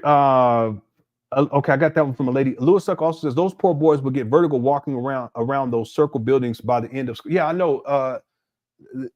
Umar, there's something going on with him mentally too, and this will become even more apparent when we get to Umar Johnson's response. We'll get to that in about 5 minutes. Okay, thank you guys for your patience. I didn't mean to go into all of this today, but I said I wanted to make sure that I give some of the timeline based on my research, just in case Spencer watches this video and he can see how this timeline unfolds, and hopefully encourage him to really dig deep into Umar and start doing more videos. I know it's a lot of work too. I know it is. But you have a huge platform, and there's so many people who follow, and I'm just saying this to Spencer, there's so many people that follow you that it would make a huge difference for someone like you to pick this up and to continue to pound the pavement, as it were. Okay? And if you do decide to do it, you need any help, you need any receipts, anything that I can do to help, you let me know, and I will do my best to help. I've done it with other people, and I'll do it with you for sure. Lewis, it'll become even more apparent when we actually watch the Umar Johnson responsible because he actually goes up there to the abandoned buildings, which he hasn't done much this year. What, maybe 6 or 7 times? You take out the paint days, it's less than that. Okay. He rarely goes up there these days, this whole year. It rarely goes up there. One time he was outside late at night talking about a trip to Africa, and he was looking around and, you know, Umar, and then he talks about going to Africa, then he ends the live stream. I said, boy, this guy nuts. Okay, because he's shook. He's scared up there to be up there. Anyway, in that video, because I was skipping through this when I put the thumbnail together, you can tell just the color scheme in there. It's like crazy. So, I mean, you can talk about these circle buildings from back in the day, 2014, but you can also look at the buildings today and how he's painted these trap bandos in Wilmington, Delaware, and he has no clue. You don't do that to these kids. You're supposed to paint a color the building and the walls, a color that keeps them calm, not to where they get in there and get sensory overload and they start tweaking and shit. It just goes to show you, this guy, he doesn't have a plan. He does not know what he's doing, but he continues to do this because it's his main source of income, and it has been for over a decade. I mean, if people are going to be willing to give you, let's say around $250,000 a year on average over the last decade, and you ain't got to do shit, wouldn't you just keep doing what you're doing? Which ain't shit. I mean, shit. I would be like, you know, if you're not gonna send me the money, that's fine. You know what I'm saying? I mean, ethically, I couldn't do it. But I'm just saying, someone like Umar, you get coochie free coochie too? Boy, that's it's wrong, but I'm just saying. I shouldn't have said that. I apologize. I'm trying to be studious and serious today. Let's continue. Thanks, Louis Slack. But when I pull that video up, you're gonna see. You probably already seen it anyway, but everyone else is gonna see. Thanks for super chat, Louis Slack. And then zoo wild. Yeah, there's going to be a zoo wildlife facility inside. If there's going to be a zoo inside this facility, how massive this facility must be. It's got to be a mile or two or something. I don't know. It's incredible. I hope someone actually does the research and does the calculations to get an idea of what that would look like. You know, the dimensions of this. It's like a walled facility it's like, it reminds me of, like, I wouldn't be surprised if he didn't have a moat. You know what I'm saying? Like there was a moat attached to it on the outside. It's like a castle. All right, let's get back to it. All right, here we go. Not short on conviction. He stated his grand vision to build a school for black children over a decade ago and still hasn't opened it. Many people are calling him a scammer, but others keep donating to him. I dug deep to get the full story. Let's dive in. Brothers and sisters, I am happy and elated. Okay. We've covered that video in the past. Let me just skip through here. Yeah, we talked about the Frederick Douglass thing in the past. He is not related. His father did a DNA test, and it came back that he's not related. I don't remember. Yeah, I've seen this video too. Let me see what he's talking about right here. I can't stand the thunder or the lightning. They want the. Oh yeah, this is him talking about quoting Frederick Douglass. Yeah, PCOM. He did. I do have the receipt. He did graduate with it's a PsyD. From PCOM. We covered that recently, and I actually have the screenshots where he showed his degrees. There's some discrepancies on one of them. I think it's one of his master's degree. Anyway. Yeah, we covered that video today. This is Umar 2015. Okay, this is the GoFundMe. I have this screenshot as well. $403,000. He actually closed out a little bit more than that. I think it was like $416,000, if memory serves me correctly, just on memory alone. But I usually go with the figure of $400,000. That right there paid for the school, right? If it indeed was purchased for $400,000, it could have been much less than that, but that's what I found online. $400,000. All the rest of the money, where did it go? See, millions of dollars at this point just disappeared. This is what Umar's talking about. He's talking about GoFundMe shut him down. I talked about that earlier. This is Umar on Vlad TV. This was interesting right here. I don't think I've actually. I think I've seen this. Let me just play this part right here, because I remember I was like, wait a minute, it's interesting. Let me hear it again. Will my academy be able to sustain itself the same way private schools all across America sustain themselves? I mean, there's no secret to how you do that. You fundraise, you have tuition, you also float endowment. I'm skeptical. Yeah. By the way, I don't think I've ever heard that, but I've heard him say similar things in the past. Umar, he's going to charge $500 a month. I can pull it up and play it for you where he says that. But he's not getting any government grants or any government aid. That's really his strategy to say that I don't have enough money. If I say I'm not going to get this from the government, really what he's saying is I'm not going to ever have enough money to get operations going, let alone finish renovations. He said renovations were done last year, but then more recently he's saying that he needs help with the roof, and he needs help with the tile, and he needs help with the walls, and needs help with painting and other stuff, doors and all this kind of stuff. He lied a year ago and stated that the renovations were complete. Anyone can type in, it's on King Kong Consciousness, the YouTube page. You can type in Umar Johnson, renovations complete, big announcement, something to that effect, and the video will come up. There'll be a slew of videos that'll come up, but you look for the one in particular where he says it's something of big announcements in the title, something like that. But he's up at the abandoned building. He said the renovations are complete. It's a year later, and they're still not complete. But he's a habitual liar too. That's the thing that you will learn. Everyone, if you look into Umar long enough, if you don't know already, Umar is a habitual liar, and he lies in order to spin false narratives. And he will lie that the renovations are complete when in point of fact they're not. Okay.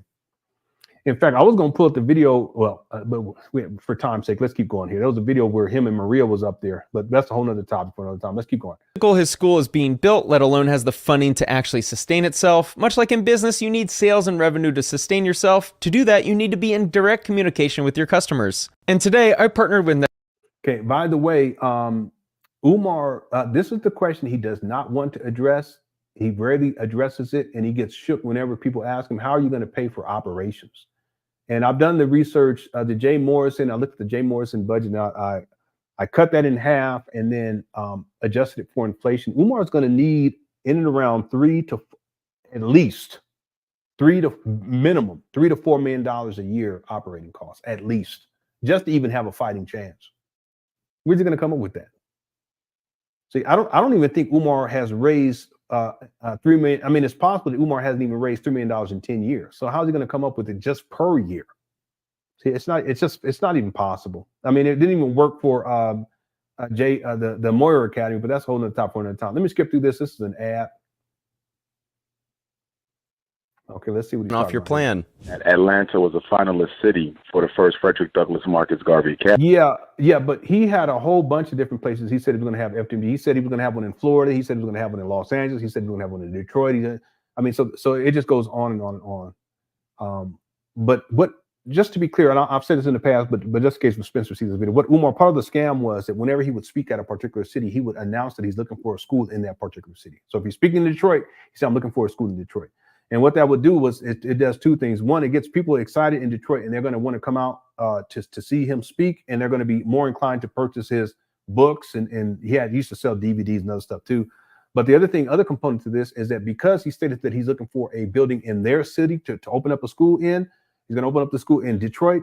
Because they're from Detroit and they're there in person, they're going to be more inclined to donate to him. And that's a very important aspect to this scam. Was how he would do this whenever he would speak in different cities. And so New York, he says he's going to have one in New York. And at a certain point, there was a video where he says that his goal is to have an FDMG campus in every state, in every major city, and in every country around the world. I kid you not. Okay, that's what I'm saying. That this right here, it just, for Umar to conceptualize this, it's no different than him saying he wants to have FDMG literally all over the world. Okay. Every continent. I think he said every continent. Just said, man, if you don't stop. Okay, let's keep going here. Donations, and it's not a game. In 2000. Yeah, I remember that one. 2019, he promised heaven on earth, whatever that means. I think education is a great thing, but I doubt any middle schooler has ever called math class heaven on earth. Because this is the month that right. Renovations will commence. All is well with the HVAC. The HVAC is in Delaware, but it cannot be installed unless the Prince of Pan Africanism. I remember all this. Y'all remember the HVAC saga? Hit the one. That was crazy. CEO of FDMG. I need to be present. Yeah, I'm sure he can't possibly get anyone else to be present for the HVAC guy. Stop confusing homeschools with regular schools. Stop comparing homeschools to real schools. This is a real school. Would anyone... By the way, it's not a school. They're abandoned buildings on the vacant property list. Okay, not one child has been educated up to this point. A school is a place of learning. Look it up in the dictionary. Umar has not educated one child in his life. In fact, he's never been a teacher. He's never been credentialed as such. He's never taught in a school. Okay. The other thing I want to mention was, let me just go back because he had said something. Okay, this was the HVAC. Hold on one second. I need to be present. Yeah, I'm sure he can't possibly get anyone else to be present for the HVAC guy. Stop confusing. Oh yeah. I want to just make a point. I can pull up the video, but it's not necessary to do it. Just, trust me on this. Okay, I always have receipts to back up everything I say, but for time's sake, Umar, he's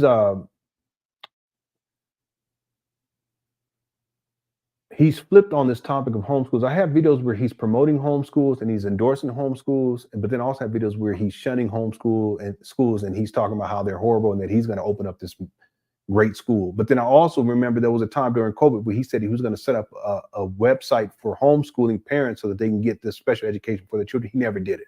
I say special education, special classes or whatever online, and he never actually did that. But it's interesting how he flip-flops in these ways where he'll promote something, but then he's against it. And I can pull it up and I can show you back to back where he promotes homeschooling, then he disparages it, then he promotes it and disparages it. Ultimately, I think the promotion is to get homeschooling parents to be supportive of his school scam and send him money, but then he disparages it because he wants to present his school FDMG's idea. It's really just a concept, this concept of FDMG as a solution, including the solution for you homeschoolers. Okay? Umar is an interesting character. Let's go. Homeschools with regular schools. Stop comparing homeschools to. Well, at least in 2024, he actually started painting the building. I want to thank the brothers and sisters who came. Yeah, to be clear, he's talking about painting the inside. Umar did paint the outside, I want to say in 2020. Okay, but that's online too. You can type in Umar Johnson paint day. There's painting on the exterior that he did. Now, that was just a horrible situation. In fact, the paint that he used was paint that had been sitting for over 6 years that he found in one of the storage rooms. And that storage room was where the Moyer Academy, the previous new Moyer Academy, that was the previous tenants, they put paint inside of this storage room. Umar didn't have access to it. Okay, so the paint he didn't have access to that storage room. He actually had, you guys remember this, he had a locksmith come out and they had to basically break in and then get access, and they put a new lock on that door. But when he goes inside, and I can pull up the video, when he goes inside, he sees all this stuff in there, but then he sees all this paint. Hit the one, you guys remember this. And the paint that's there is that same yellow paint. So when they start to paint the exterior, you would think, and he actually comes out and he says he's going to have it professionally painted, and one's going to be red, one's going to be black, one of the buildings going to be green, right? Red, black, and green. And he actually has these swabs, these swatches, these paint swatches to see the different colors and what else should we color, blah, blah, blah. What does he do? And all that, he's collecting money the whole time. People, he's going to be painting, so let me send money, the illusion of progress. But inevitably what he does is he finds this paint inside of this little storage room that he finally gained access to, and it's old paint from the Moyer Academy. It's about 6 years old at that point. And Umar goes in and he says, the guy that's in there with him, I think Umar says, and I'll paraphrase it because it's been so long, he says something to the effect of, what about this paint right here? Can we use it? And the guy says, no, it's basically says it's too old. It's not good anymore. But what does Umar do? He ends up using that same paint to paint the outside. And he doesn't have it done professionally. He doesn't power wash, he doesn't prep or anything like that. He has people who he calls loyal donors come out. These are people who send him monthly donations. They're the ones that get the privilege to come and paint for him for free. And they were out there in the cold. It was one of the mainly older black women too. So sad. Now, what Spencer is talking about more recently in 2024, Umar has had paint days, but those paint days are on the inside. But he also had older women in there. There was 2 women there looked like senior citizens, black women. They ain't got no shame. Yeah. And I'm gonna say it. Thank you for posting. These are all facts. I'm not making any of this up. I can back up everything that I'm saying here. If there's something I'm saying that where I'm speculating, I will say that I'm speculating here. Or if someone says something that's well, that's speculation, I will admit I will say that's speculation. Everything I'm saying here, I can pull it up. I can pull up all the videos where he had these old ladies up in here. What's up, Struggle? To old ladies in the cold painting. It was one that I said this guy, and he don't have no shame. And in these videos that Spencer's talking about, he had this one lady. I said this lady ain't got. By the way, the lady is a senior citizen, okay, easily. By the way, there's no ventilation. There's no operating HVAC up there. So not only are they building inside, they're painting inside of this building that doesn't have ventilation. They're inhaling the fumes from the paint. But the other thing is that there's all of this tile missing up in the ceiling and all that insulation up there, the particulates, all that's falling down. See, and they're exposed to it. Who knows what else? There's also video I can pull up where there's mold. People should not be inside these buildings. There's videos I can pull up where there's feces and urine inside the toilets.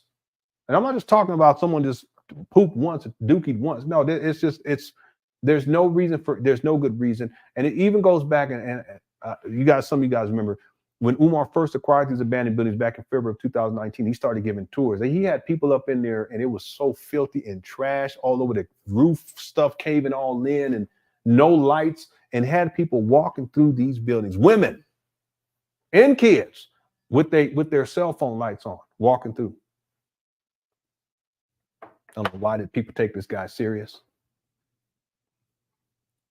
It's absolute insanity to take this guy serious. Let's keep going. Out this past weekend to Wilmington, Delaware to help us paint the inside of the. Yeah, and I remember someone pointed it out. I think it was Stigma. He says, "Why are these people painting with these rollers that are these small rollers? It makes no. It just goes to show no organization skills whatsoever, no prep, no thinking. It's just let's get in here and let's try to pull this off." Anyway, let me skip through.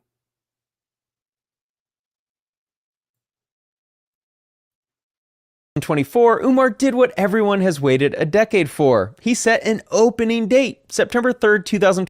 Oh, okay, yeah. Just to be clear, and I played this receipt earlier.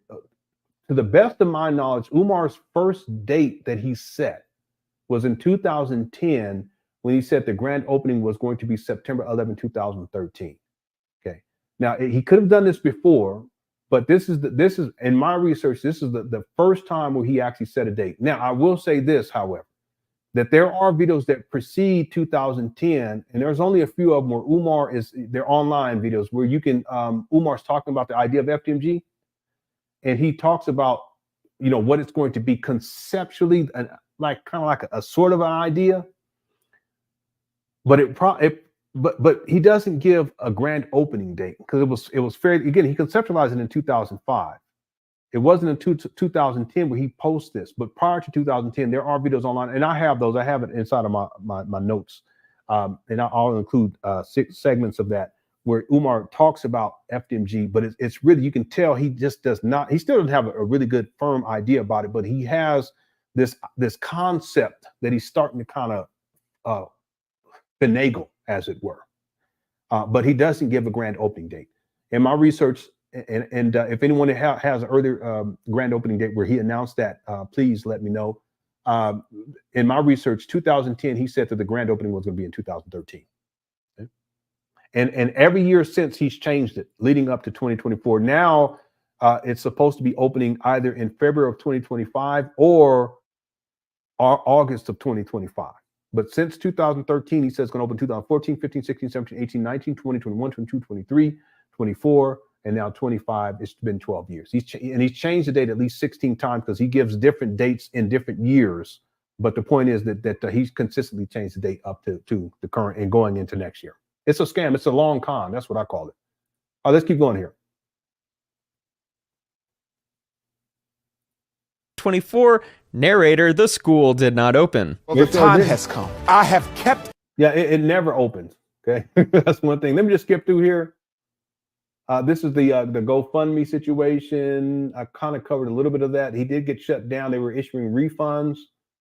He got it back up, but just for a little bit. He didn't have a nonprofit status. He also brought up this website. I've talked about this website too. Frederick Douglass Marcus Garvey Academy, FDMG. There's people who thought that it belonged to Umar. It does not. And he also provided the receipt where Umar admits that. There was also an interesting correlation that he drew between that website and what is it? Some gun club. I can't remember what it was. Maybe he actually pulls. Oh, this right here. The Fred Hampton Gun Club. Turkey delivery. What in the world? Anyway, let me just scroll through here. Let me see what he says. I don't remember the end. Over a decade. The initial $400,000 in 2015 would be. Oh yeah. He makes a great point. Open the school. He could or doesn't open the school. We can't definitively say whether he's a scammer or not. That's the genius of it all. No, he's a scammer. Okay, I know that for a fact. You just look at the money and the money that is missing in all of this. He should be sitting on at least $1.6 million right now as of today, but he doesn't have that. And even if he does open the school, he could be pocketing the interest on millions over a decade. Yeah, but this assumes that he's put this in an interest-bearing account. Pocket Watching with JT also looked at the filings for the, I can't remember what fiscal years it was. This was a couple of years ago. He broke all this and did a fantastic job too. Shout out to him. But that the money is not sitting in an interest-bearing account, so it's cash. I mean, what does that mean? But Spencer does bring up a great point. If Umar, and he's only talking about the 400,000, Umar's raised 2.6 by now, 2.6, 2.7. It could be 3 million by this point, but I just say 2.6, 2.7 to be nice. Okay, but if all this money was put into an interest-bearing account while he found, I mean, this guy would be sitting on about 5 million by now. Okay, but the point is that the money's gone. Okay, he was spending it to live out his lifestyle. I mean, as the money was coming in, he was spending it. He was holding on to some, spending it, holding on to some. And at a certain point in 2019, February 2019, he finally purchased these abandoned buildings in Wilmington, Delaware. But he did it in part because GoFundMe, they were issuing refunds. GoFundMe only represents less than half of the total amount of money that he had collected going into 2017. Like I said earlier, on PayPal, he was already over 125,000, something to that effect. So he was already over $500,000 just there with those two online. But he says he gets more money offline than he does online. So if he got over 500,000 online, then he would have to got 500,000 in one penny offline, which would mean he was already at $1 million, which is consistent with what he said in the end of 2016, going to 2017.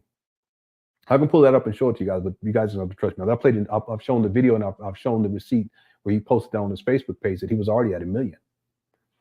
See? So that $400,000, that's specifically GoFundMe. He was collecting, and he collected way more money offline than what he collected on GoFundMe, and way more and PayPal. Okay. He's also tried to use Plum Fund. There was also another. He uses Cash App more these days. PayPal, checks, money orders in cash, which totally goes unaccounted for with this guy. Okay, so we're talking millions of dollars,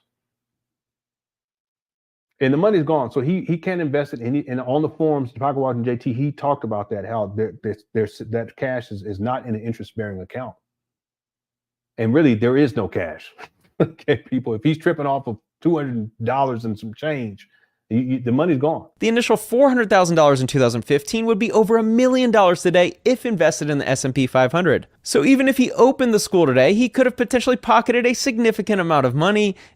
Well, the thing is that Umar doesn't pocket the money. What he does is he spends the money.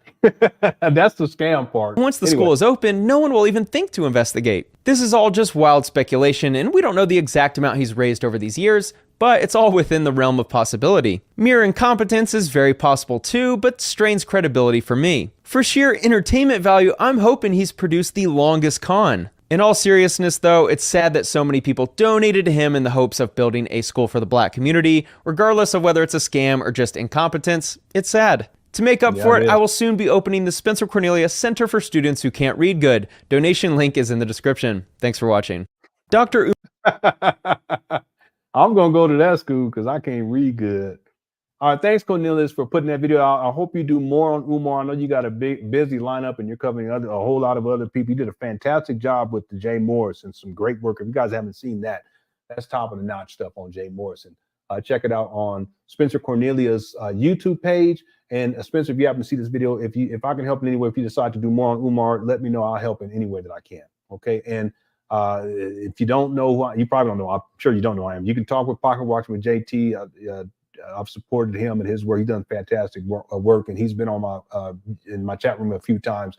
He'll let you know I'm not up here lying on Umar. Okay, I always provide receipts, and if I speculate, I speculate. So if you do decide to do any more stuff on Umar and you need any help whatsoever, just let me know. Okay, my email address is LenonHonor@yahoo.com.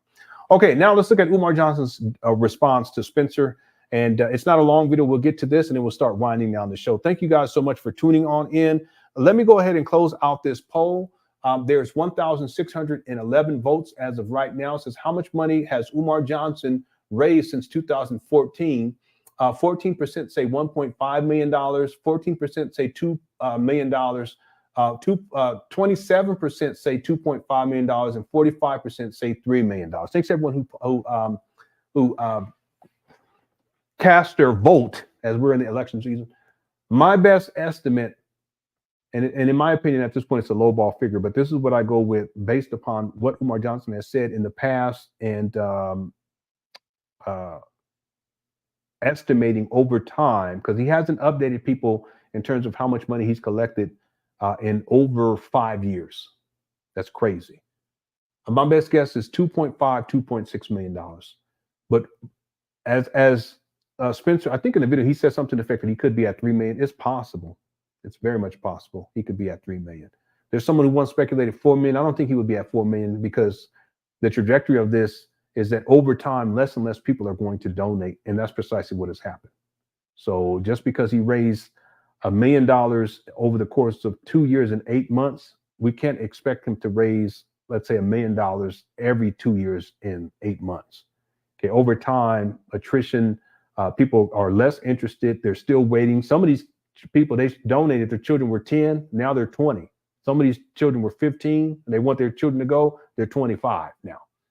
They're not going to be keeping up with this and continue to send Umar money. Some people will, and there'll be new marks and new people that's going to contribute. And at a certain point, they'll realize that it's a scam too. And it is a scam. It's a long con. But to be fair, and the way that I look at it, there's no way that people are going to consistently give Umar the same type of money as years continues to progress. Now we're 10 years in.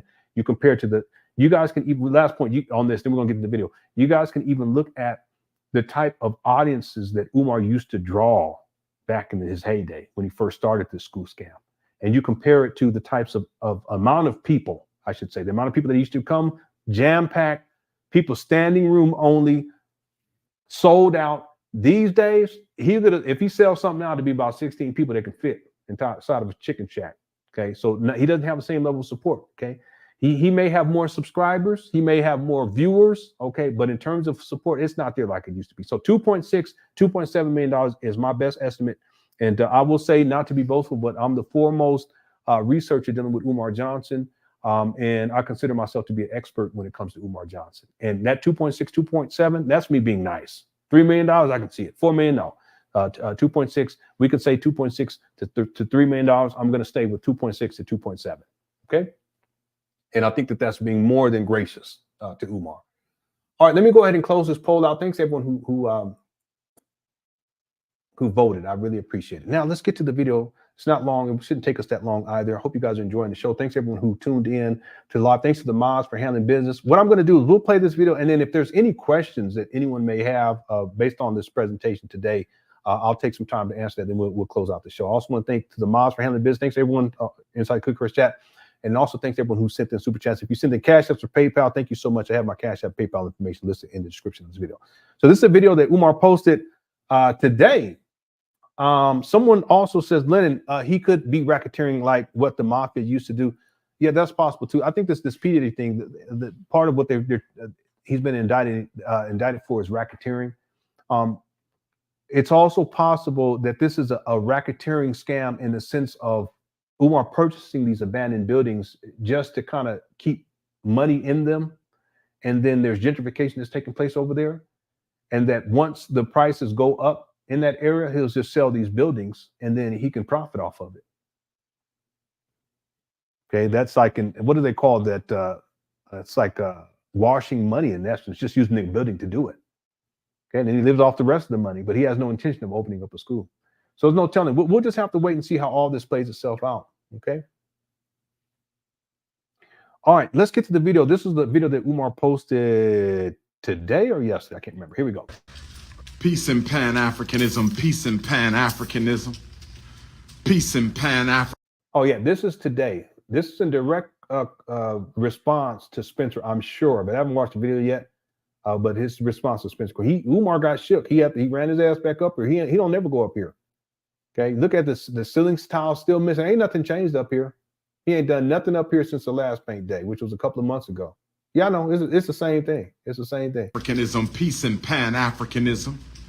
This is your big brother, Dr. Umar Ifatunde Oguntade, inside of the most honorable Frederick Douglass and the most honorable Marcus Garvey, RBG International. See the wires, exposed wires still coming out the ceilings. The color scheme is all over the place too. You see this? Pan Africanism, peace and Pan Africanism. This is your big brother, Dr. Umar Ifatunde Ogun. By the way, the last time, and this was a couple of years ago, the last time I called the electric companies, there's 3 of them in that area. Delmarva, I believe is the name is Smith so long. They're the ones that service this particular parcel and the parcel across the street. And I asked them whether or not there was an active account, and they told me no. Okay, that there's no active account for power, meaning electricity, in these buildings. Now, they may be different now, but back then, it goes to show you how much of a scammer Umar is, that he was getting electricity somehow into these buildings, but he didn't have an active account. But what it shows gives the illusion of progress to the people, that he's making all of these moves and he's working. It's just to continue to get money out of people. So, you know, if Spencer ever decides to look into this, he can call up there. And there's 3 power companies. You can call each. I called all 3 of them. But the ones at that time was Delmarva, if my memory serves me right. And they're the ones who service these buildings. And they said there was no active account. Okay, here we go. Day inside of the most honorable Frederick Douglass and the most honorable Marcus Garvey, RBG. Look at this. Wires hanging all out the ceiling. He said renovations were done over a year ago. International Leadership Academy. We working, brothers and sisters. We working. By the way, you'll notice whenever Umar says working, he's never working. Okay, he's just walking through, talking and yelling and screaming and shit. He's never working. I've never seen this guy hammer a nail in all these years. It's been over 5 years now. I've never seen him hammer a nail. Man, it's been over 5.5 years. Goodness gracious. We're getting close to 6 years, y'all. I've never seen him do drywall. I've never seen him with a tool belt. You know, none of that ever. Only thing I've seen him do was paint. Brothers and sisters, last weekend was Nick Cannon. Yesterday was Source of Knowledge book giveaway. And now we got to finish the paint in the floors. If you got a problem with this mission, hop off the live right now. Why you need to paint the floors and the walls and the floors? When you said renovations were done a year ago. I should pull that video, but you got to know what I'm talking about. Let's keep going. If you got a problem with this mission, hop off the live right now. We not playing. We ain't playing no games. We ain't. Look at the ceiling. Taking no prisoners. We got to finish up the school, brothers and sisters. And I do not understand why it is. I always say this, why it is that there's light coming from way up above. No prisoners. We got to finish. Watch this. Up the school. You see up there, if you look up above his head, there's a tile that's moved over and there's light up there. I don't get it. Brothers and sisters, we ain't playing no games. We ain't taking no prisoners. This is these bathrooms. We got to finish up the school, brothers and sisters. Hit your CashApp. Here we go. He's been saying this for so many years. It's the same thing. I can pull up a video where he's saying the same thing in the same bathroom years ago. $ FDMG school. Hit your. It sure is. Somebody. I know. That's what I'm wondering. Therese, I was like, what? How's it going? You are dreaming right now? Someone said, yeah, Patrick, it is. It's Halloween ready right now. Okay. You know Umar last call. You know how you do. What's up, Key Locker? It's possible because he did say on recently, he said he needed a roofer. But see, if renovations are done, why do you need a roofer? Yeah, one time Umar said that they're going to build a planetarium on top of these buildings. I have the receipt. I can pull it up. It's just so ridiculous. PayPal.me/FDMG Academy. That's right. This guy. That's right. Who else building institutions? See the wires, exposed wires? Ain't nothing changed. Who else building institutions? Who else building institutions with no white money? Who? See, that's the excuse. I talked about that earlier. The idea that he doesn't know. I'm sure there's white people who sent Umar money. But the idea for Umar is anything that will get in the way of me completing it, I'm going to go with that because I don't want to complete it. What I want to do is to carry this on as long as possible because it's a long con. If people are going to be willing to give me $200,000 a year, $250,000 a year, and they want to do it for 10 years, well, fine, I'll go ahead and go with that. I mean, he doesn't. It's not as if he loses anything. Well, I can't even say that. if he really finished this, see, this is what I have to say this real quick. I'm gonna be brief. Everyone has to understand that Umar in 2019, he conceptualized this as 3 phases. The first phase was acquisition. The second phase was restoration of what he calls renovations. And the third phase was operations. Get this. If he conceptualized this school scam in 2005, that means that it took him 14 years for acquisition. Follow me on this. It takes Umar 15 years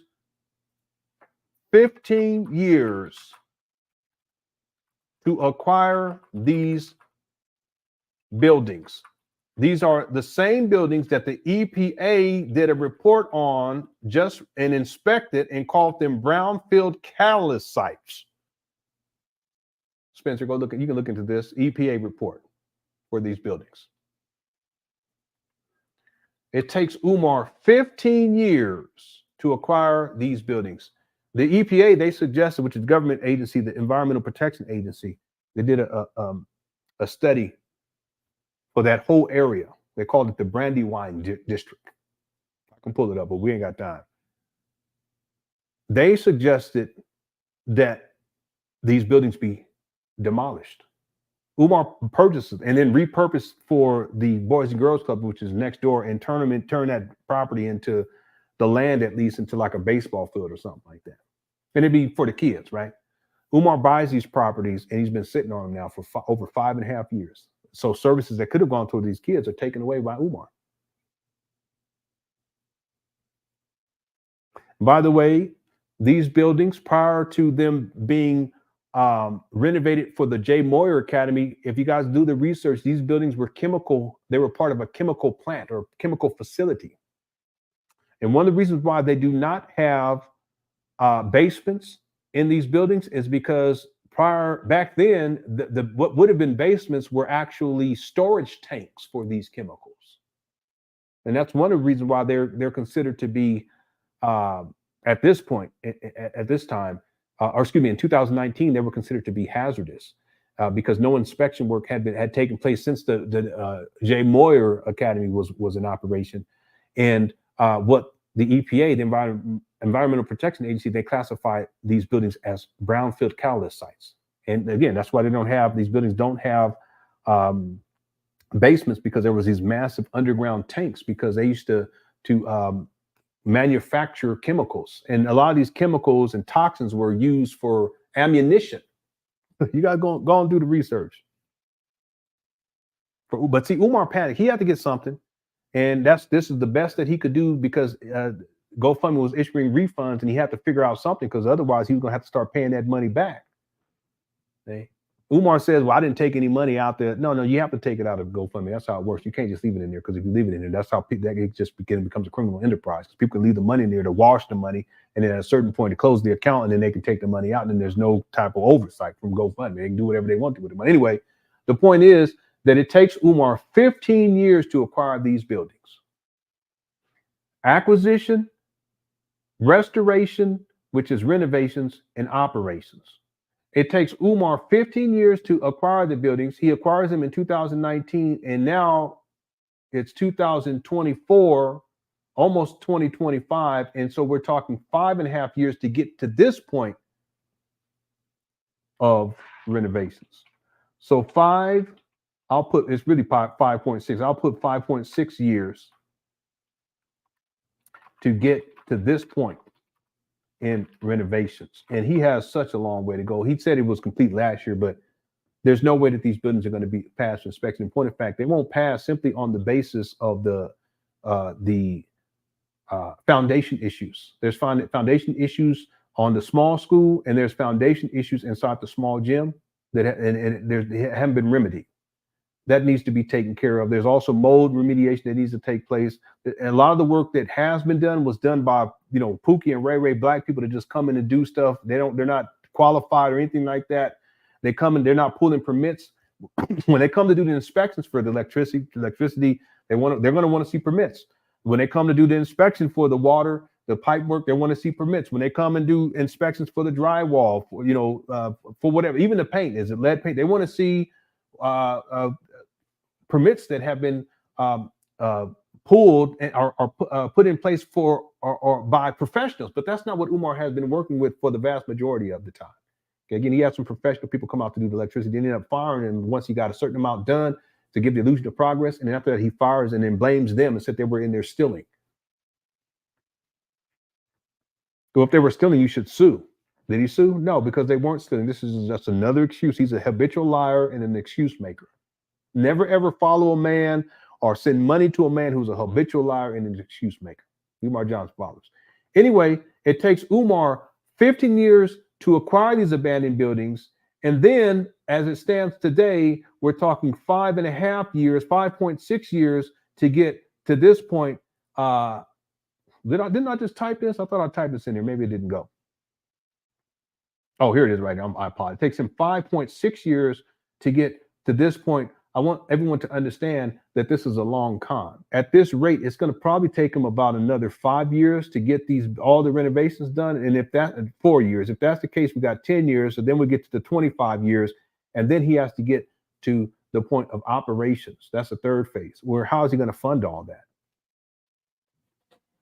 See, one would say, and then we get to the video. One would say, well, it's obvious that it's not even fiscally possible. Shouldn't he just stop? Well, that's the scam. Why would he stop if people continue giving money for nothing?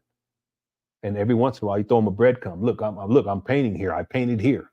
I painted a rock outside, the sacred rock, as he calls it. See? And the idea with Umar, this is the point I was going to make, this is taking a long time, is that it's not about completing this school. That's not it. The idea is to come up with any and every excuse to prolong it, because as he prolongs it, he has a steady stream of income that he uses not to open up a school, but to continue to live his self-destructive lifestyle. That's what he's been doing now for over a decade. That simple. It's really that simple. It's not deep. All right, let's get back to the video. Here we go. Building institutions, brothers and sisters. Send that check or money order. Send that check or money order payable to the FDMG Academy, P.O. Box 9634, Wilmington, Delaware. Send that check or money order payable to FDMG Academy, P.O. Box 9634, Wilmington, Delaware. They ain't building those schools. If they do, they got white bank loan, brothers and sisters. See, that's just an excuse. I talked about this earlier. You know, the only reason why you're able to do it is because of white bank loans, but I'm not going to do that. That's why it's taking so long. Yeah. We talking independence. We talking independence. That's right, black boys. I ain't forgot about. Look at this. Look at the color scheme. These poor kids, they're going to be in there dizzy. We talking independence. That's right, black boys. I ain't forgot about you little fellas. See, you've been watching these videos. We've been talking about how you ain't doing nothing. All these black boys, you said you're going to help. My preschoolers, my kindergartners, my first grade African boys, my second grade African boys, my third grade African princes, my fourth grade African princes. Look at this. I don't mean to be petty, but you guys look carefully. Those same tables are still in the same position on top of each other after all these years. King Kong consciousness is on the guard. We're going to finish what we started, boys. My second grade African boys, my third grade African spitting all over the place. Princes, my fourth grade. See them tables? African princes. King Kong is on the guard. I said King Kong consciousness is on the guard. We're going to finish what we started, brothers and sisters. We're going to finish what we. By the way, the guard references, that's really going back to when he was in the military academy. It's all connected. Even to this day, it's crazy. This is 2024. All of this. It really brings everything full circle. Started HBCU Edward. Yeah, he's hyped, but it's more out of desperation because of Spencer's video. That's why he's like this. This is what he's trying to overcompensate here to try to make it appear as if he's making progress and everything is okay. No, it's not okay, Umar. This has been going on for such a long time. Again, I hope more people will pick this story up and really start to dig deeper into the school scam. I did my best to provide everyone with some research material from, really going back to his childhood to put everything in perspective. It's really complex. It's really deep. What's not complex is how the scam works. It's about prolonging this as long as possible and to come up with any and every excuse to continue to get money without actually opening up a school. And fiscally speaking, it's not even viable. It's not fiscally viable to open up this school. He's going to need about 4 million, 5 million on the low end per year in operational costs. Where's he going to get that money from? Where's his team? Where's his faculty? He doesn't even have a board of directors. Where's the teachers? Anyway, I can go on and on. Waters University, where you at? HBCU, Edward Waters University, Jacksonville, Florida, next Thursday, September the 26th. We ain't playing no games with y'all. We ain't playing no games with y'all, brothers and sisters. We're going to finish what we started. Howard University, I'm pulling up for your homecoming for the Comedy and Consciousness event. Howard University, Yeah, he's traveling all over the world. He should be up here working, as he says, but the only reason why he's up here is because of Spencer Cornelia's video. That's the only reason why. And watch what's going to happen. He's going to disappear. He ain't going to be like, well, Umar, you're going to watch this, so you're probably going to try to get up here again. But you're going to be gone. You're going to be traveling, and you ain't doing nothing. You're a lazy bum. I'm sorry, he is. He's the laziest people I ever met. I ain't met him personally, but the laziest person I've ever seen. He's a lazy bum. pulling up for the Comedy and Consciousness event. London, England, I'll see you next month. What's up, information man? I'll see you next month. We got the hair. All right. Now, this is the part I was bringing up earlier. Shout out to, I got you. I got you, bro. Comedy and Consciousness is very, I know, huh? No, listen, I already know. You already know I know. Let me go back because I want to hear what he said right there. And then I want to make a point. London, England, I'll see you next month. Nat Turner Land, I'll see you next month. We got that. Okay, I just want to make a point. Nat Turner Land, Umar has been promoting that for many years. And I have receipts that show that the guy down there, I don't know what it is, I can't remember his name is. I actually talked about this more recently, but the guy down there who owns that land is a scammer too. And I'm going to speculate here that part of Umar's job is to bring people down there with him so that this guy can run game on him, as we used to say. And the way that the scam works is that when people, these people who are into Black consciousness, they go down there to quote unquote Nat Turner Land. And this guy tells them, well, I have all this land down here and I want to get more people down here. So I want to sell off some acres here, some acres there. Here we go, Jay Morrison. I want to sell this. And so what I would like for you to do, and again, I'm just giving you a hypothetical in terms of how this scam works. Okay, I'm not saying that this is exactly what happened. I can put the receipts and talk to you guys about what these people, and they provided me with all the receipts, okay, pictures and everything, documentation. So what I would like for you to do is to purchase acres. How many acres would you want to purchase? And they'll agree to a certain amount of acreage, and then they would start making installments. Okay, and then what ends up happening is at a certain point when they expect to have the deed, because the idea is they're going to move down there and build on the land. Okay, sound familiar? At a certain point, they start asking for the deed because they want to be able to start building. And that's when things get tricky. And one couple, they started sending money, and at a certain point, he wouldn't respond and wouldn't say anything about the deed. To come to find out, they did their own independent research, and the property, and I don't even know how much, it may be all of it, but a significant portion of the property, there was some legal issue that was going on with it, some sort. I think it was foreclosure. I mean, I really should have because this was such a long time ago.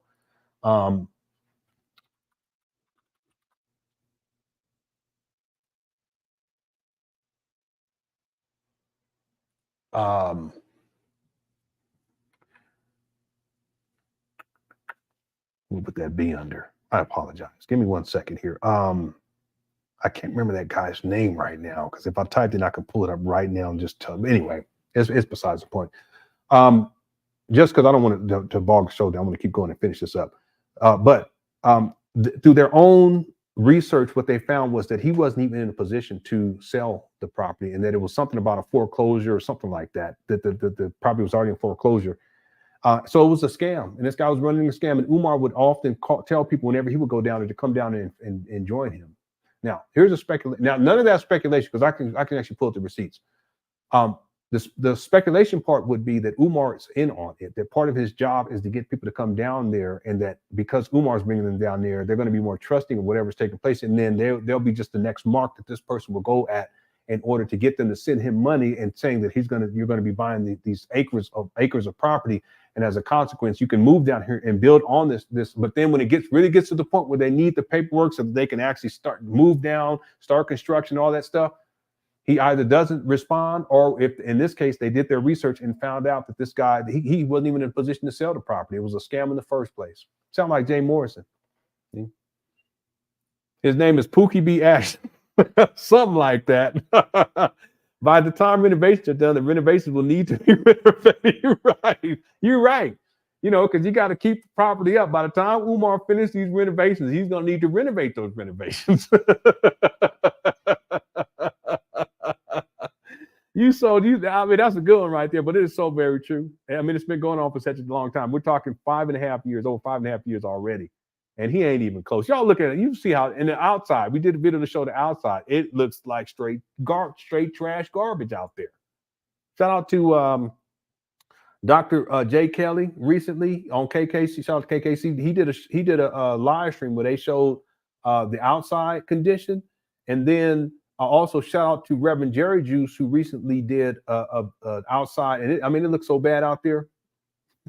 Anyway, thanks, Adita. That's all. Let's get this video. We need the I know Infinite Restoration Project. But here's the other thing, real quick. Even though the restoration it takes him 15 years to acquire, and now we're 5.5 years into the restoration. Understand that if he ever gets to the point where renovations are complete, he's still going to have to crowdfund and get donations. I mean, it would take him if it takes him 10 years to get to 2.6, and operating costs is going to be anywhere between, let's just say $3 and $4 million. It's more than that, but let's say $3 to $4 million. How is he going to come up with that money? Well, now you're going to have, and I have it. I can actually pull up the receipt where he says we're going to have to start another crowdfunding so that we can actually fund the operation. I have that receipt. It was on a radio show. So when we talk about Infinite, this goes on forever. I mean, what is he going to be raising money for that, just the operations for another 10 years? See, it's conceptual that Umar will be 70 years old talking about we're about to open up. It's actually conceivable. I can see that because it's a long con. He has no intention of opening up a school. It's just to continue to get money. Okay? All right. What's up, Ray Roos? Thanks for tuning on in East B. Yeah, I know, but I have the receipt. We said, yeah, we're going to have to start it because we got operations. I said, damn, you ain't got no shame. All right, here we go. The Harriet Tubman eclipse tomorrow. We got the Harriet Tubman full moon in Virgo. By the way, this is the water fountain, and we were talking about this earlier. I can't remember who it was that brought this up, but in terms of the color scheme, Umar obviously does not know what he's doing. These children are going to lean down to drink water, and they're going to, I mean, the sensory overload, I mean, they're going to get dizzy and fall over. This is the water fountain. It's just so ridiculous. And I mean, it's not professional. It looks like straight trash, straight garbage. I have a video too where he had Maria in there and they were walking by, and he was saying, he looked over at, this is before they painted, he looked over at that same water fountain and says, yeah, that's the water fountain. Something to the effect where it's not working. We're going to have, but we probably going to have to just have water brought in. I said, shit. You going to have water brought in, huh? For them to drink? What's going on? EPA told them to demolish these buildings. What's going on up here? If you afraid of, and mind you, real quick, in 2019, there were these, when he first acquired these trap bundles, there were these signs on the doors and leading into the bathrooms. There was a sign above this drinking fountain, and it was warning people not to drink the water. Again, the EPA said that it's a hazmat. They said it's a brownfield catalyst site. Well, Umar Johnson, while you have no clue the depths and foolery of all of this. You have no clue how deep this goes. You just repeat the same shit Umar says. Anyway. Eclipse tomorrow, which is also the Dr. Umar eclipse. You can't compare me to Queen Mother Harriet because she can't be compared to nobody. Yeah, by the way, thanks for bringing this up, temporary. Nappy Yankee, shout out to Nappy Yankee. He changed his name to Naps on YouTube. Shout out to him. He went up there too, and it's a weed and seed community. They had signs. I don't know if they have the signs up there anymore, but weed and seeds, that means that it's basically it's a drug infested community. And the idea is that they want to get all the drug addicts and all the drug dealers and all that stuff out of there. It's hood up there. You wouldn't catch me up there at night. Nope. Wouldn't. I got street smarts. You ain't gonna catch me, and I'm not scary like that either. But you ain't gonna catch me up over there. I ain't gonna do it. So you gonna want to send your children there? You must be out your mind. I'm sorry, it's ridiculous. I wouldn't be up there during the day. Goblins come out and the dope fiends come out, and what they call the Lord of the Rings, them creatures, whatever, the Barrock come out and all them. But tomorrow, 13 years ago, I showed up in Chicago, Illinois. Y'all know what the rest is. Tomorrow. It's the crazy part. You got this 50-year-old man walking through these abandoned buildings in Wilmington, talking about his school and yelling and screaming. Not one black child's been educated. It's crazy. 13 years ago, I showed up. 14 years ago. Tomorrow, 14 years ago, I showed up in Chicago, Illinois. So what? 14 years later, I'm still the biggest name in black consciousness on the planet Earth. I said tomorrow, 14 years ago, I showed up in Chicago, Illinois, and it's been 14 years, and I'm still the biggest name in black consciousness, black psychology, Pan Africanism. 14 years later. Look at these buildings are horrible. Y'all can't touch the God. Y'all can't touch the God. Got my Marcus Garvey piece on. You know what I'm saying. Oh, cut it out, man. Got the Garvey chain. We got the Frederick Douglass chains coming. We ain't playing no games with you ninjas. And what is that supposed to mean? We ain't playing no games with you ninjas. Hit the Cash App. $. He need money. FDMG School. He's been doing this shit for such a long time. I know. It's like a psych ward up in here. This guy. The PayPal. He's back in the bathroom. PayPal.me. He's back in the bathroom, y'all. FDMG Academy. We ain't playing no games with you ninjas. Yeah, he's very upset right now. He's triggered because of Spencer Cornelia. See, we've gotten him to this point too, but now you get someone who has that huge platform like Spencer has, and Spencer's right too. Shit. Umar is shook. Listen, I've studied this guy for years, and I know where right now he is shook. He's scared. He's also angry. Look at him inside the girl bathroom, as I say, bathroom. We ain't playing no games with you ninjas. You either with me or you against me. You either with me or you against me. He really yelling too. This guy, he off the chain. Spencer did it. He unhinged.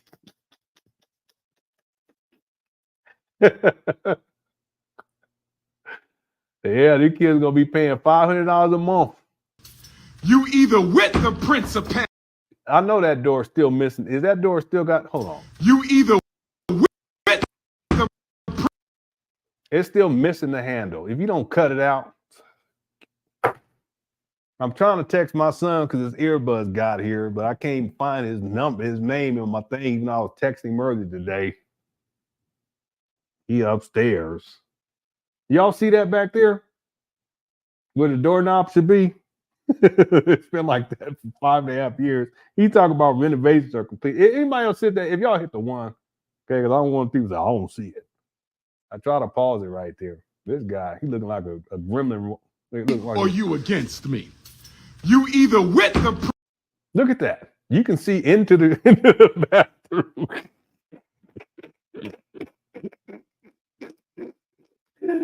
Oh, this guy is such a liar. He said that the renovations were complete last year, over a year ago. Yeah, you're right about that, Keylogger. Okay, y'all see it?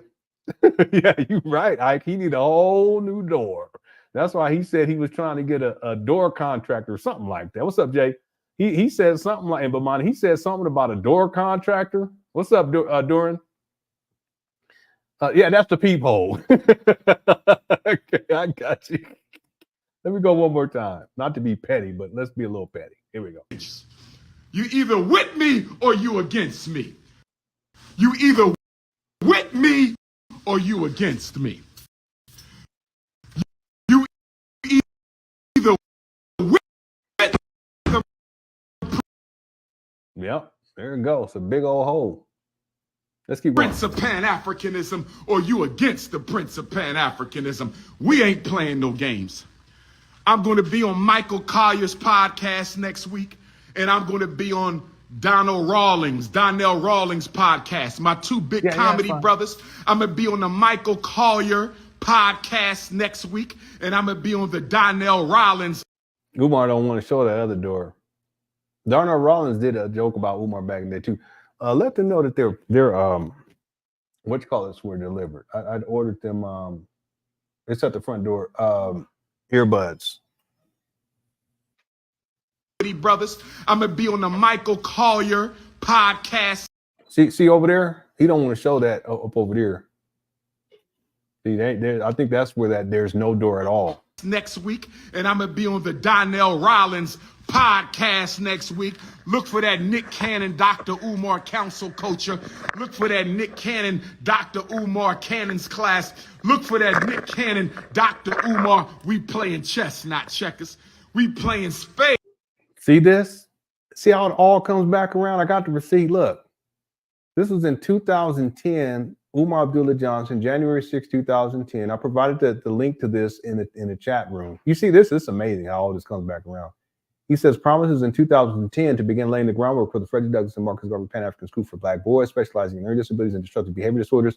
This would be a private school, and yes, you will pay in order for your son to attend. Grand opening September 11, 2013.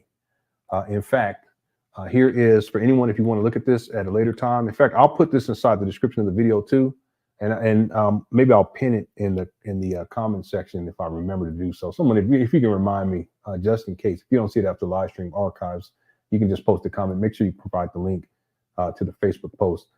Here's the link right here. If anyone wants to look into this for yourself, because I don't want people saying that I made this up. I've been showing this for years. There's no need for me to make anything up. Everything that I say is backed up. I have receipts, whether that's video evidence, or it could be actual paperwork. It could be quotes. It could be audio from interviews, reads on radio shows, et cetera, et cetera, et cetera. The list goes on and on. I don't make anything up. And then if I do say something that is speculative, I'll say I'm speculating here. Okay. But you see how all this comes back around. He made this post back in 2010. Here we are in 2025, and he's still playing chess. Let's keep going here. Here we go. Brothers and sisters. Umar, we playing chess, not checkers. We playing spades, brothers and sisters. We playing spades, brothers and sisters. It's time to finish the school, brothers and sisters. Yeah, he's very angry. Oh, yes. Where them institutions at? Where them Yeah, he's discombobulated. That's the question he really should be asking himself, because he doesn't have an institution. Institutions at? Where them institutions at, brothers and sisters? Where them institutions at, brothers and sisters? Mm-hmm. Where them institutions at? Did he just sit down? He got tired from running around all that time. He was running around for 5 minutes and 31 seconds, yelling and screaming. He had to sit down. Collar all ashy. Why your collar, your shirt all ashy like that, Umar? You need to cut it out. Brothers and sisters, I'm building institutions, not YouTube pages. I'm building institutions. Here you go. You always got to do it. You can't help yourself, sir. You cannot help yourself. You always do this. And I'm not tired of it, because I expect it. I expect it from you every time. That's your only way. See, Umar back in the day, he used to push this narrative that I was gay, and I should pull that video up. You guys, I'm gonna put it in the documentary. You guys are gonna be shocked at what's coming out of his mouth. Most of you guys ain't seen it. He also said that I was messing with little boys. You can say that online, but Umar, you would not say that to my face, and you know doggone well you wouldn't, because you marshmallow. See, everything I say about Umar, I would say it to your face, and he would cower, because he's not like he gets aggressive, but it's more like a child throwing a tantrum. See, I would just put him in his place, and he would concede. See, he would probably start looking down like this, because he know. See, and I'm not talking about physical violence or anything like that. I can look at this guy and he will cower. See? So you guys would be amazed. Back in the day, he used to do all kinds of stuff. He doxed my personal information, put out my address, home address. He told his followers that to come and paraphrasing, come in and deal with me.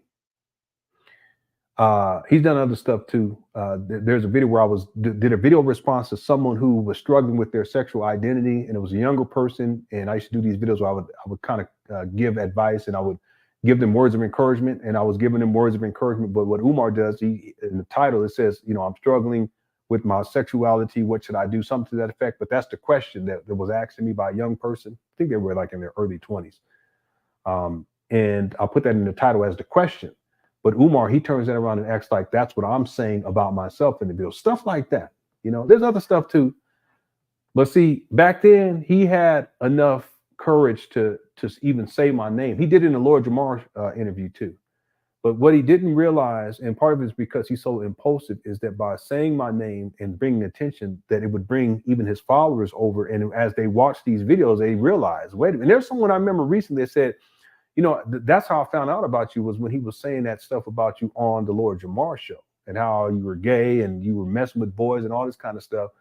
And when I came over and started watching your videos, I realized, wait a minute, this guy, he's a regular old dude. You know, he has a family, a wife and family and kids. And what he's saying about Umar, it actually makes sense. And then now here we are all these years later, and they're like, yeah, Umar's a fraudster. That's why these days he won't say my name like he used to. And he won't, and he already, because he really messed up. If he had not done that, I would have been done with him a long time ago. So that's why I highly doubt that he would actually go at Spencer. He may take some shots, but it'd be in a passive aggressive way like he's doing here, you YouTubers. You have YouTube pages. Okay, we know what you're talking about. But see, you don't have the courage these days to speak my name, because you know that what that's going to do is going to drive traffic over here to with this YouTube page. And then when people start to, you know, rational people, they're going to see the presentation, they're going to see the receipts, and they're gonna if they're critical thinkers, they're gonna come to the same conclusion that I came to about Umar Johnson many years ago, and that is that you're a fraudster and a scammer and a habitual liar. Okay, you're a baby mama creator. You don't take care of your kids. You're a deadbeat, and you're a cyber bum that lives inside your mama's closet when you don't have a hotel motel that's provided for you. And all of this is really you trying to resolve childhood trauma with the enmeshment issues that you have with your mama. Where in the 8th grade, circa 9th grade, you're shipped away to go to a military academy where you're unable to see your mother anymore, and you still got hangups to this day, and that's why to this day, at the age of 50, you're still running behind your mama's skirt. And I'll tell it to your face.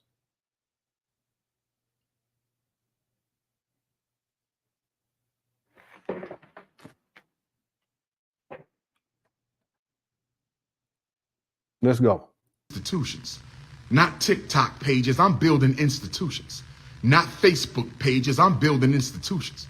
Not Twitter pages. This your big brother King Kong. Next stop is HBCU, Edward Waters University, Nat Turner, London, England. Where my Ghanaian Africans at? I'm pulling up to the Volta region in Ghana next month.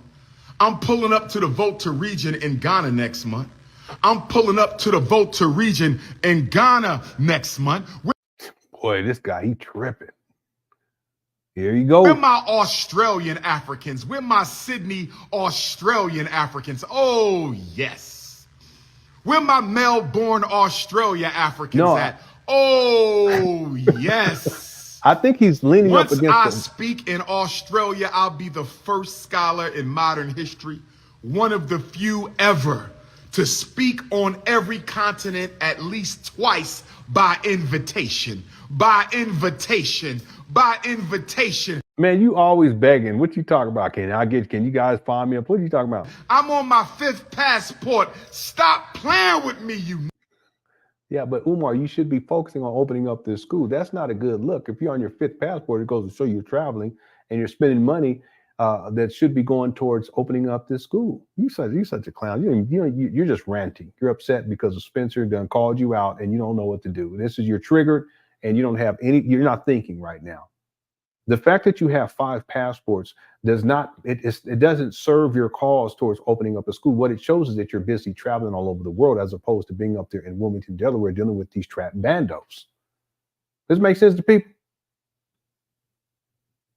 But he does this because he wants to, again, this is him overcompensating and dealing with, the strife that, hey, listen, Spencer's talking about me. This guy has over 500,000 subscribers. I don't want this. I mean, there's no telling how. I'm going to go look too in just a moment. But instead of Umar really thinking through this, what does he do? He goes on a rant and a rage. And really what he's saying here, it just proves what I've been saying for so long now. He's not interested in opening up a school. If you're interested in opening up a school, that will be your primary focus. He does more traveling around the world than he actually does up there at these abandoned buildings year round. Negro peons. Stop playing with me, you Negro peons. Oh, yes. Yeah. He's on a perpetual vacation. That's what he does. He's a vacator. He's a vacator. Let me go over to Spencer's YouTube page right quick and see how many views his video's gotten. Let's see. And the Spencer Cornelia. He's at 85,000 views in one day. Okay? 85,000 views. And he has 532,000 subscribers. Okay? 85,000. So, listen, within the next 3 hours, he's probably going to be at 100,000. And it'll continue to grow. Okay?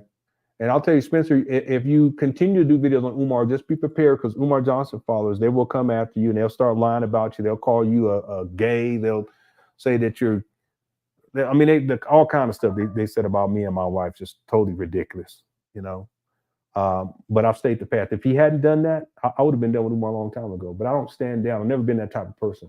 I stand up to bullies and I stand up to people who think they can get over. Ain't nobody getting over on me. Ain't gonna happen. I'm arrogant like that. If there's anything I'm arrogant about, is that. You think you're going to get over, it ain't going to happen. You want to bully? Okay, let's play. Hey.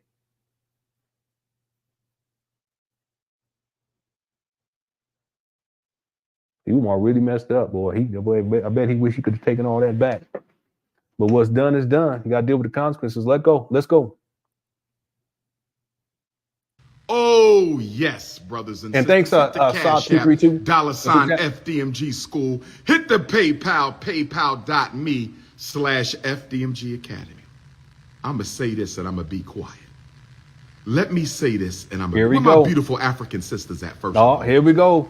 Pina colada, hot fudge, tuna fish, Sally, all of that. He about to go in with his ashy collar. With my beautiful African sisters, and I love all my sisters. Whether you got a weave, a perm, whatever you into, I love you. Braids. We're my beautiful African queens. But I give a special 5'5" thick in the thighs level of attention to my sisters who go all natural. We're my all natural queens. Just about power and control. I was wrong. I thought we were going to the pina colada. Well, anyway.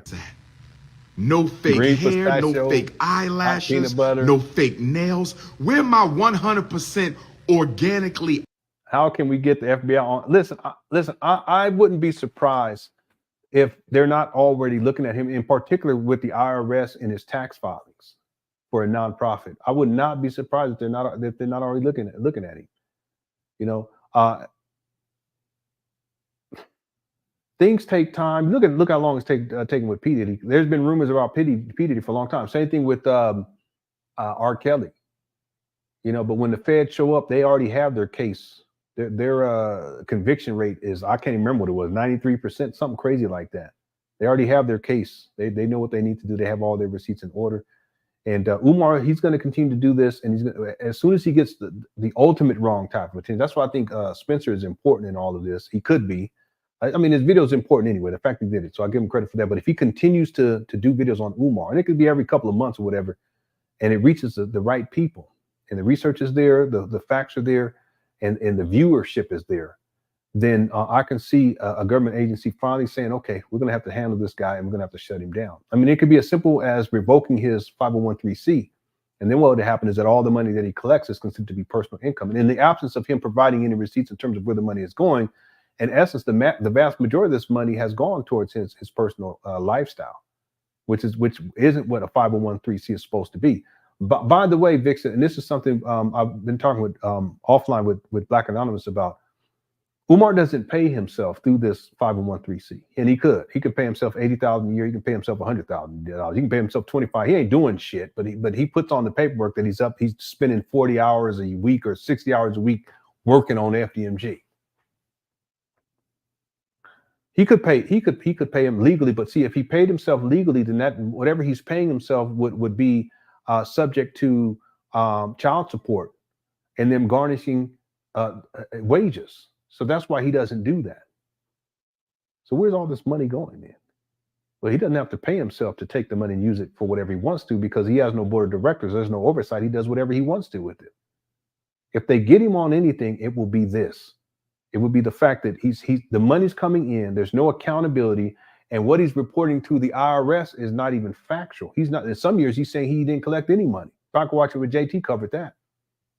How can you say that you're not collecting money for that year. And in that same year, there's videos where you're talking about getting donations and gifts, and you're going to your P.O. box and floss, and on Instagram, you're putting money that you received in envelopes where people sending in donations. Vic said that's what they would get him on. Unless some of this other freaky shit, the freak off type of stuff comes into play, and then that'd be a whole nother thing. Thanks for the chat. Okay, let's wind this down because I got to close this out, and it's getting late over here, and I got to give me a burrito before I go to bed. Okay, here we go. We got about, 6 more minutes. African sisters at? See, you might be all African, but are you organically African? Oh, yes. Where my organically African sisters at? Oh, yes. I got a new acronym for the Neanderthal. And the new acronym for the Neanderthal is CEO. When they really piss you off, brothers and sisters, call them CEO. How you doing, CEO Jasmine? How you doing, CEO Mike? How you doing, CEO Annie? How you doing, CEO Paul? Do you know what CEO stands for? CEO Bill Gates, CEO Donald Trump, CEO Joe Biden, CEO George Bush. You know what CEO stands for? What is he talking about? Colonizer, enslaver, and oppressor. Oh, yes. This is what this guy is coming up with while he's sitting at these trap banners that's supposed to be educating black boys. He's sitting around. He's such a goofy. Call him the CEO. They don't even know what you're saying. Good morning, my CEOs. They're going to say, wow, she called us the CEO. I'm calling you a colonizer, an enslaver, and an oppressor. Hashtag CEO. Hashtag CEO. CEO, brothers and sisters. This guy, he's so emotionally, he has no emotional control. This stands for colonizer, enslaver, and oppressor. CEO. What Johnny Gill? What in the world? CEO Kamala Harris. CEO. This guy, he's nuts, literally. Big Man says, wasn't Umar the unhoused bear on Fox Soul calling Terrence Trent old Darby beautiful? Don't do that, man. Don't do that. Don't bring that up. If you guys remember that in the Umar saga, hit the 1. I don't want to repeat it, though. What was that? She kept saying y'all. I can't remember what her name was, but y'all, you men, y'all. I was like, wait a minute, you was a y'all not too long ago. What she I don't want to go there though. Let's keep going. We gonna thank for Super Chat. Big Man's in the house. It's official. we got a classic. Okay. No, it's not Zora. It's not Zora Dominique.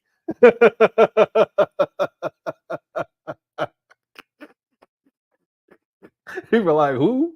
Let's leave that alone. Let's not go there. Okay. I shouldn't even be laughing. Let's continue. Okay. Thanks, Big Man. Here we go. Let's go. CEO Barack Obama, colonizer, enslaver, and oppressor. Next time a Neanderthal gets on your nerves, call him a CEO. Oh, they won't even know what the hell you saying. They think you giving them a compliment. They gonna think you giving them a compliment. When you go to work tomorrow, go to that Neanderthal who be getting on your damn nerves and say, good morning, CEO Paul. Good morning, CEO Susan. You damn colonizer, you damn enslaver, and you damn oppressor. Hashtag CEO. Now let me drop this on y'all, because I got to get back to Philadelphia. He been turning that heat down, y'all. He been turning that heat down.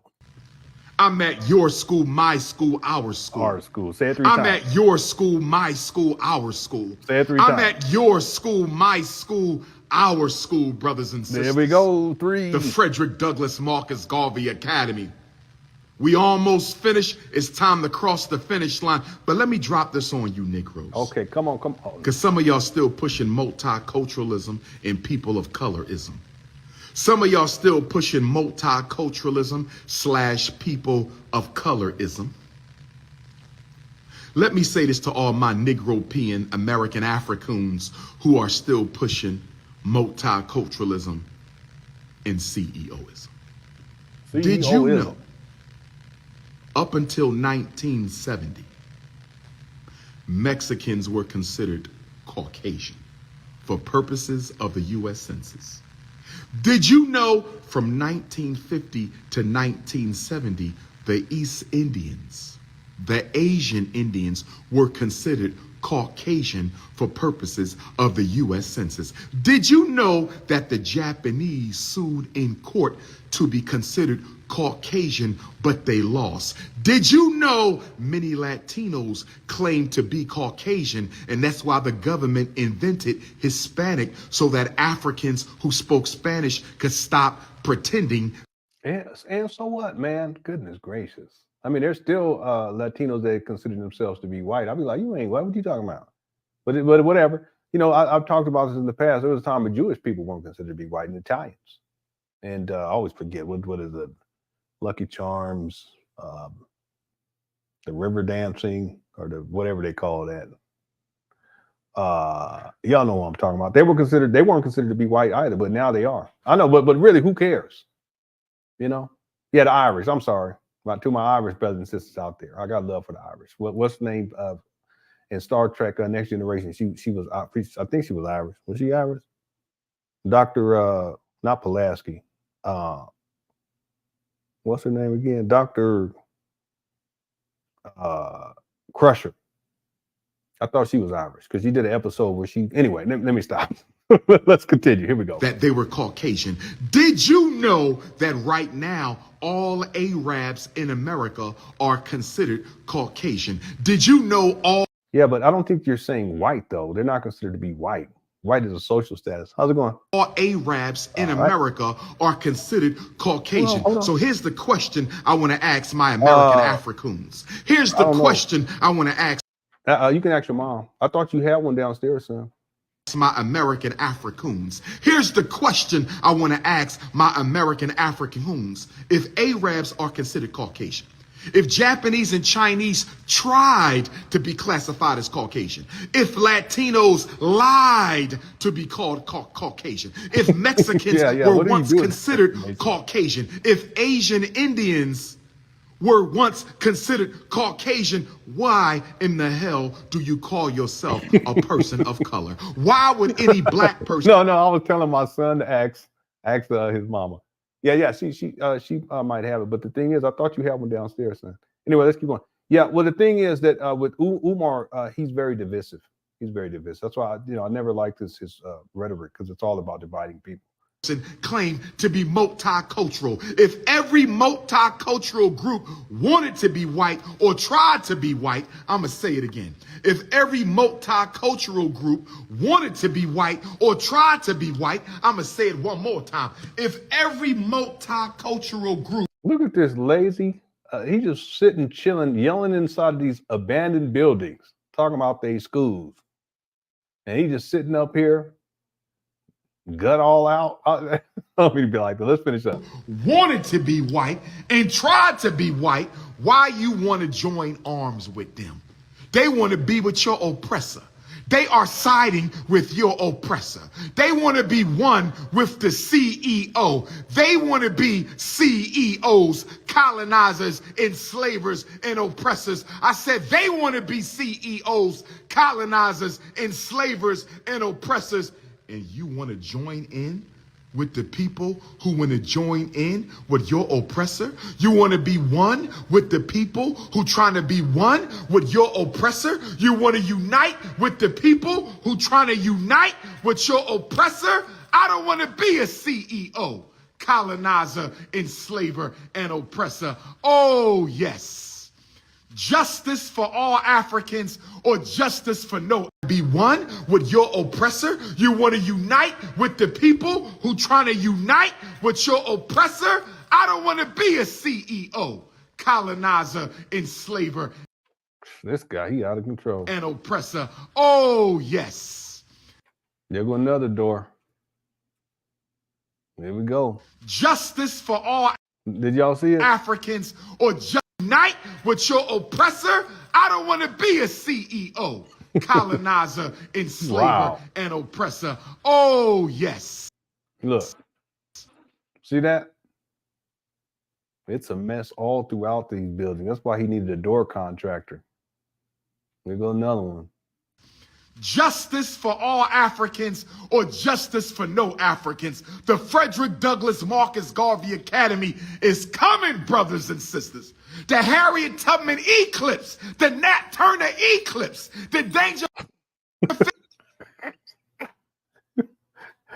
It's like he's a werewolf. You know what I'm saying? He's like a werewolf. The moon's coming out. He just starts.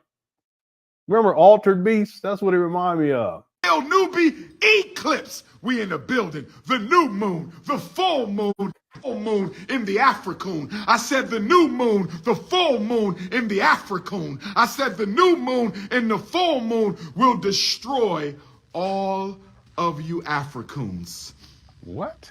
HBCU Edward Waters, HBCU Howard University, London, England, Ghana, Australia, Nashville podcast. The Prince is coming. We in the building. Y'all know how to reach me. 215-989-9858. 215-989-9858. 215-989-9858. King Kong consciousness is on his guard. Look at the ceiling, y'all. You believe this guy? There you have it.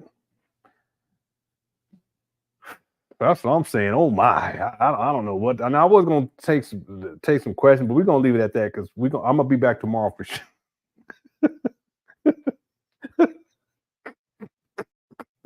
Yeah, just Sega Genesis, all Atari, whatever. You don't make me pull up that other one.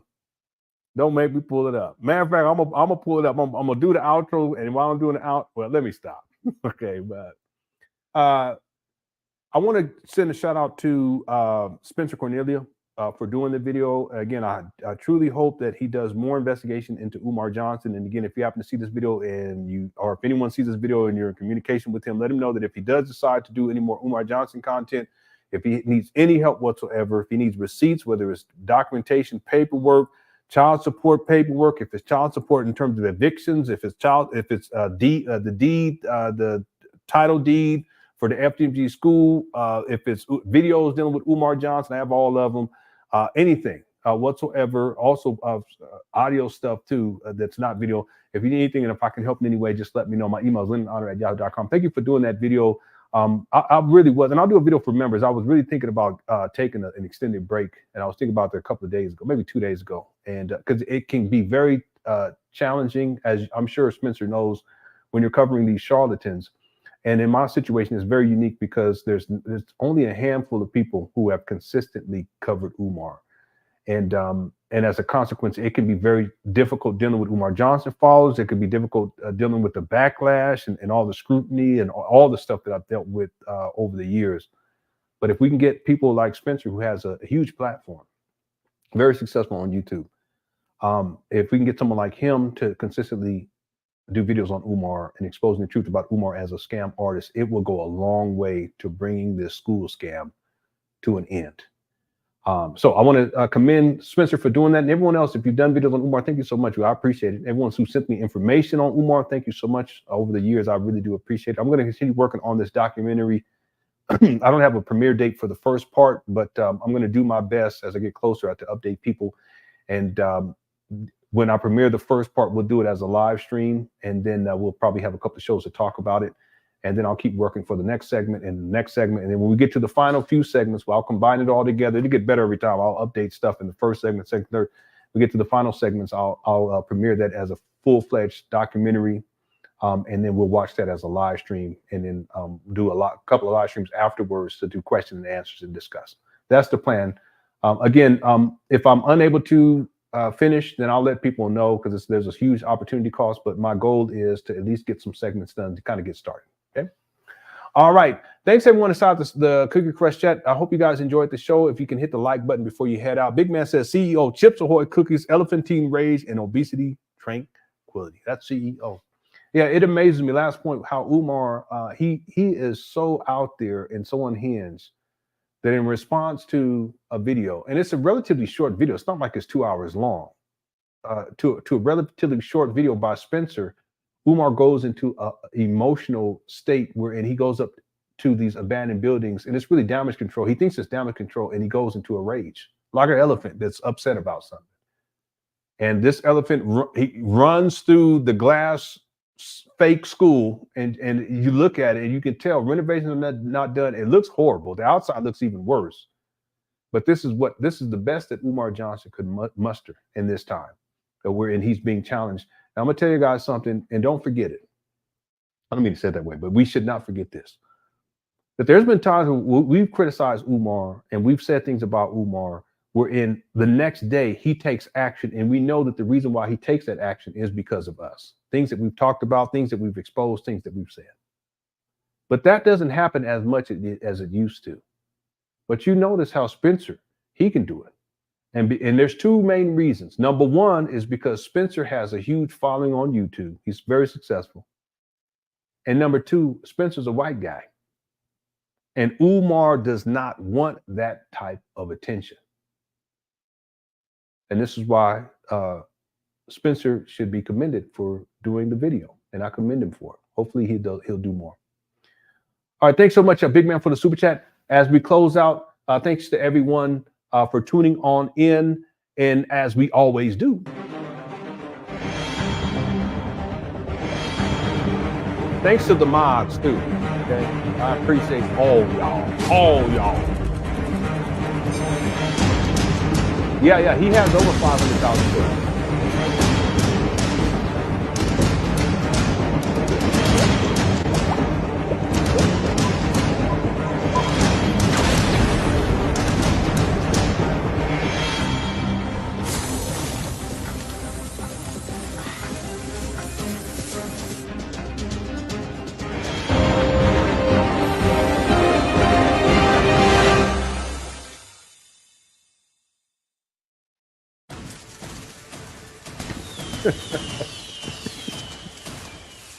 I can't believe he posted. Here we go. FDMG! Good afternoon. My name is Dr. Umar Johnson. I am a certified school psychologist. Hi, Dr. Umar. I'm so happy that you're my principal. I love FDMG. Can you tell me about the school? We are going to make history. We are going to shock the world. We are going to transform the entire community, one black boy at a time. In this school, you don't have to worry about special education. In this school, you don't have to worry about ADHD. I like the cookies elephantine rage. All right, let's go. Diagnoses. In this school, you will never get a phone call from a teacher or an administrator telling you that your child needs dangerous psychiatric medication in order to get an education. All right, thank y'all so much for tuning on in. I hope you enjoyed the show. Clicker Chat's Undefeated. We'll be back tomorrow. Matter of fact, let me just say it. I forgot to mention, tomorrow we will be covering Umar Johnson's sexually graphic rant about who's the ex-football player, Club Shay Shannon Sharp. That's going to be a doozy. Okay, we're a little behind and we got to get caught up on some stuff, but that's going to be what we cover tomorrow during tomorrow's live stream. Thank you all so much again for tuning on in.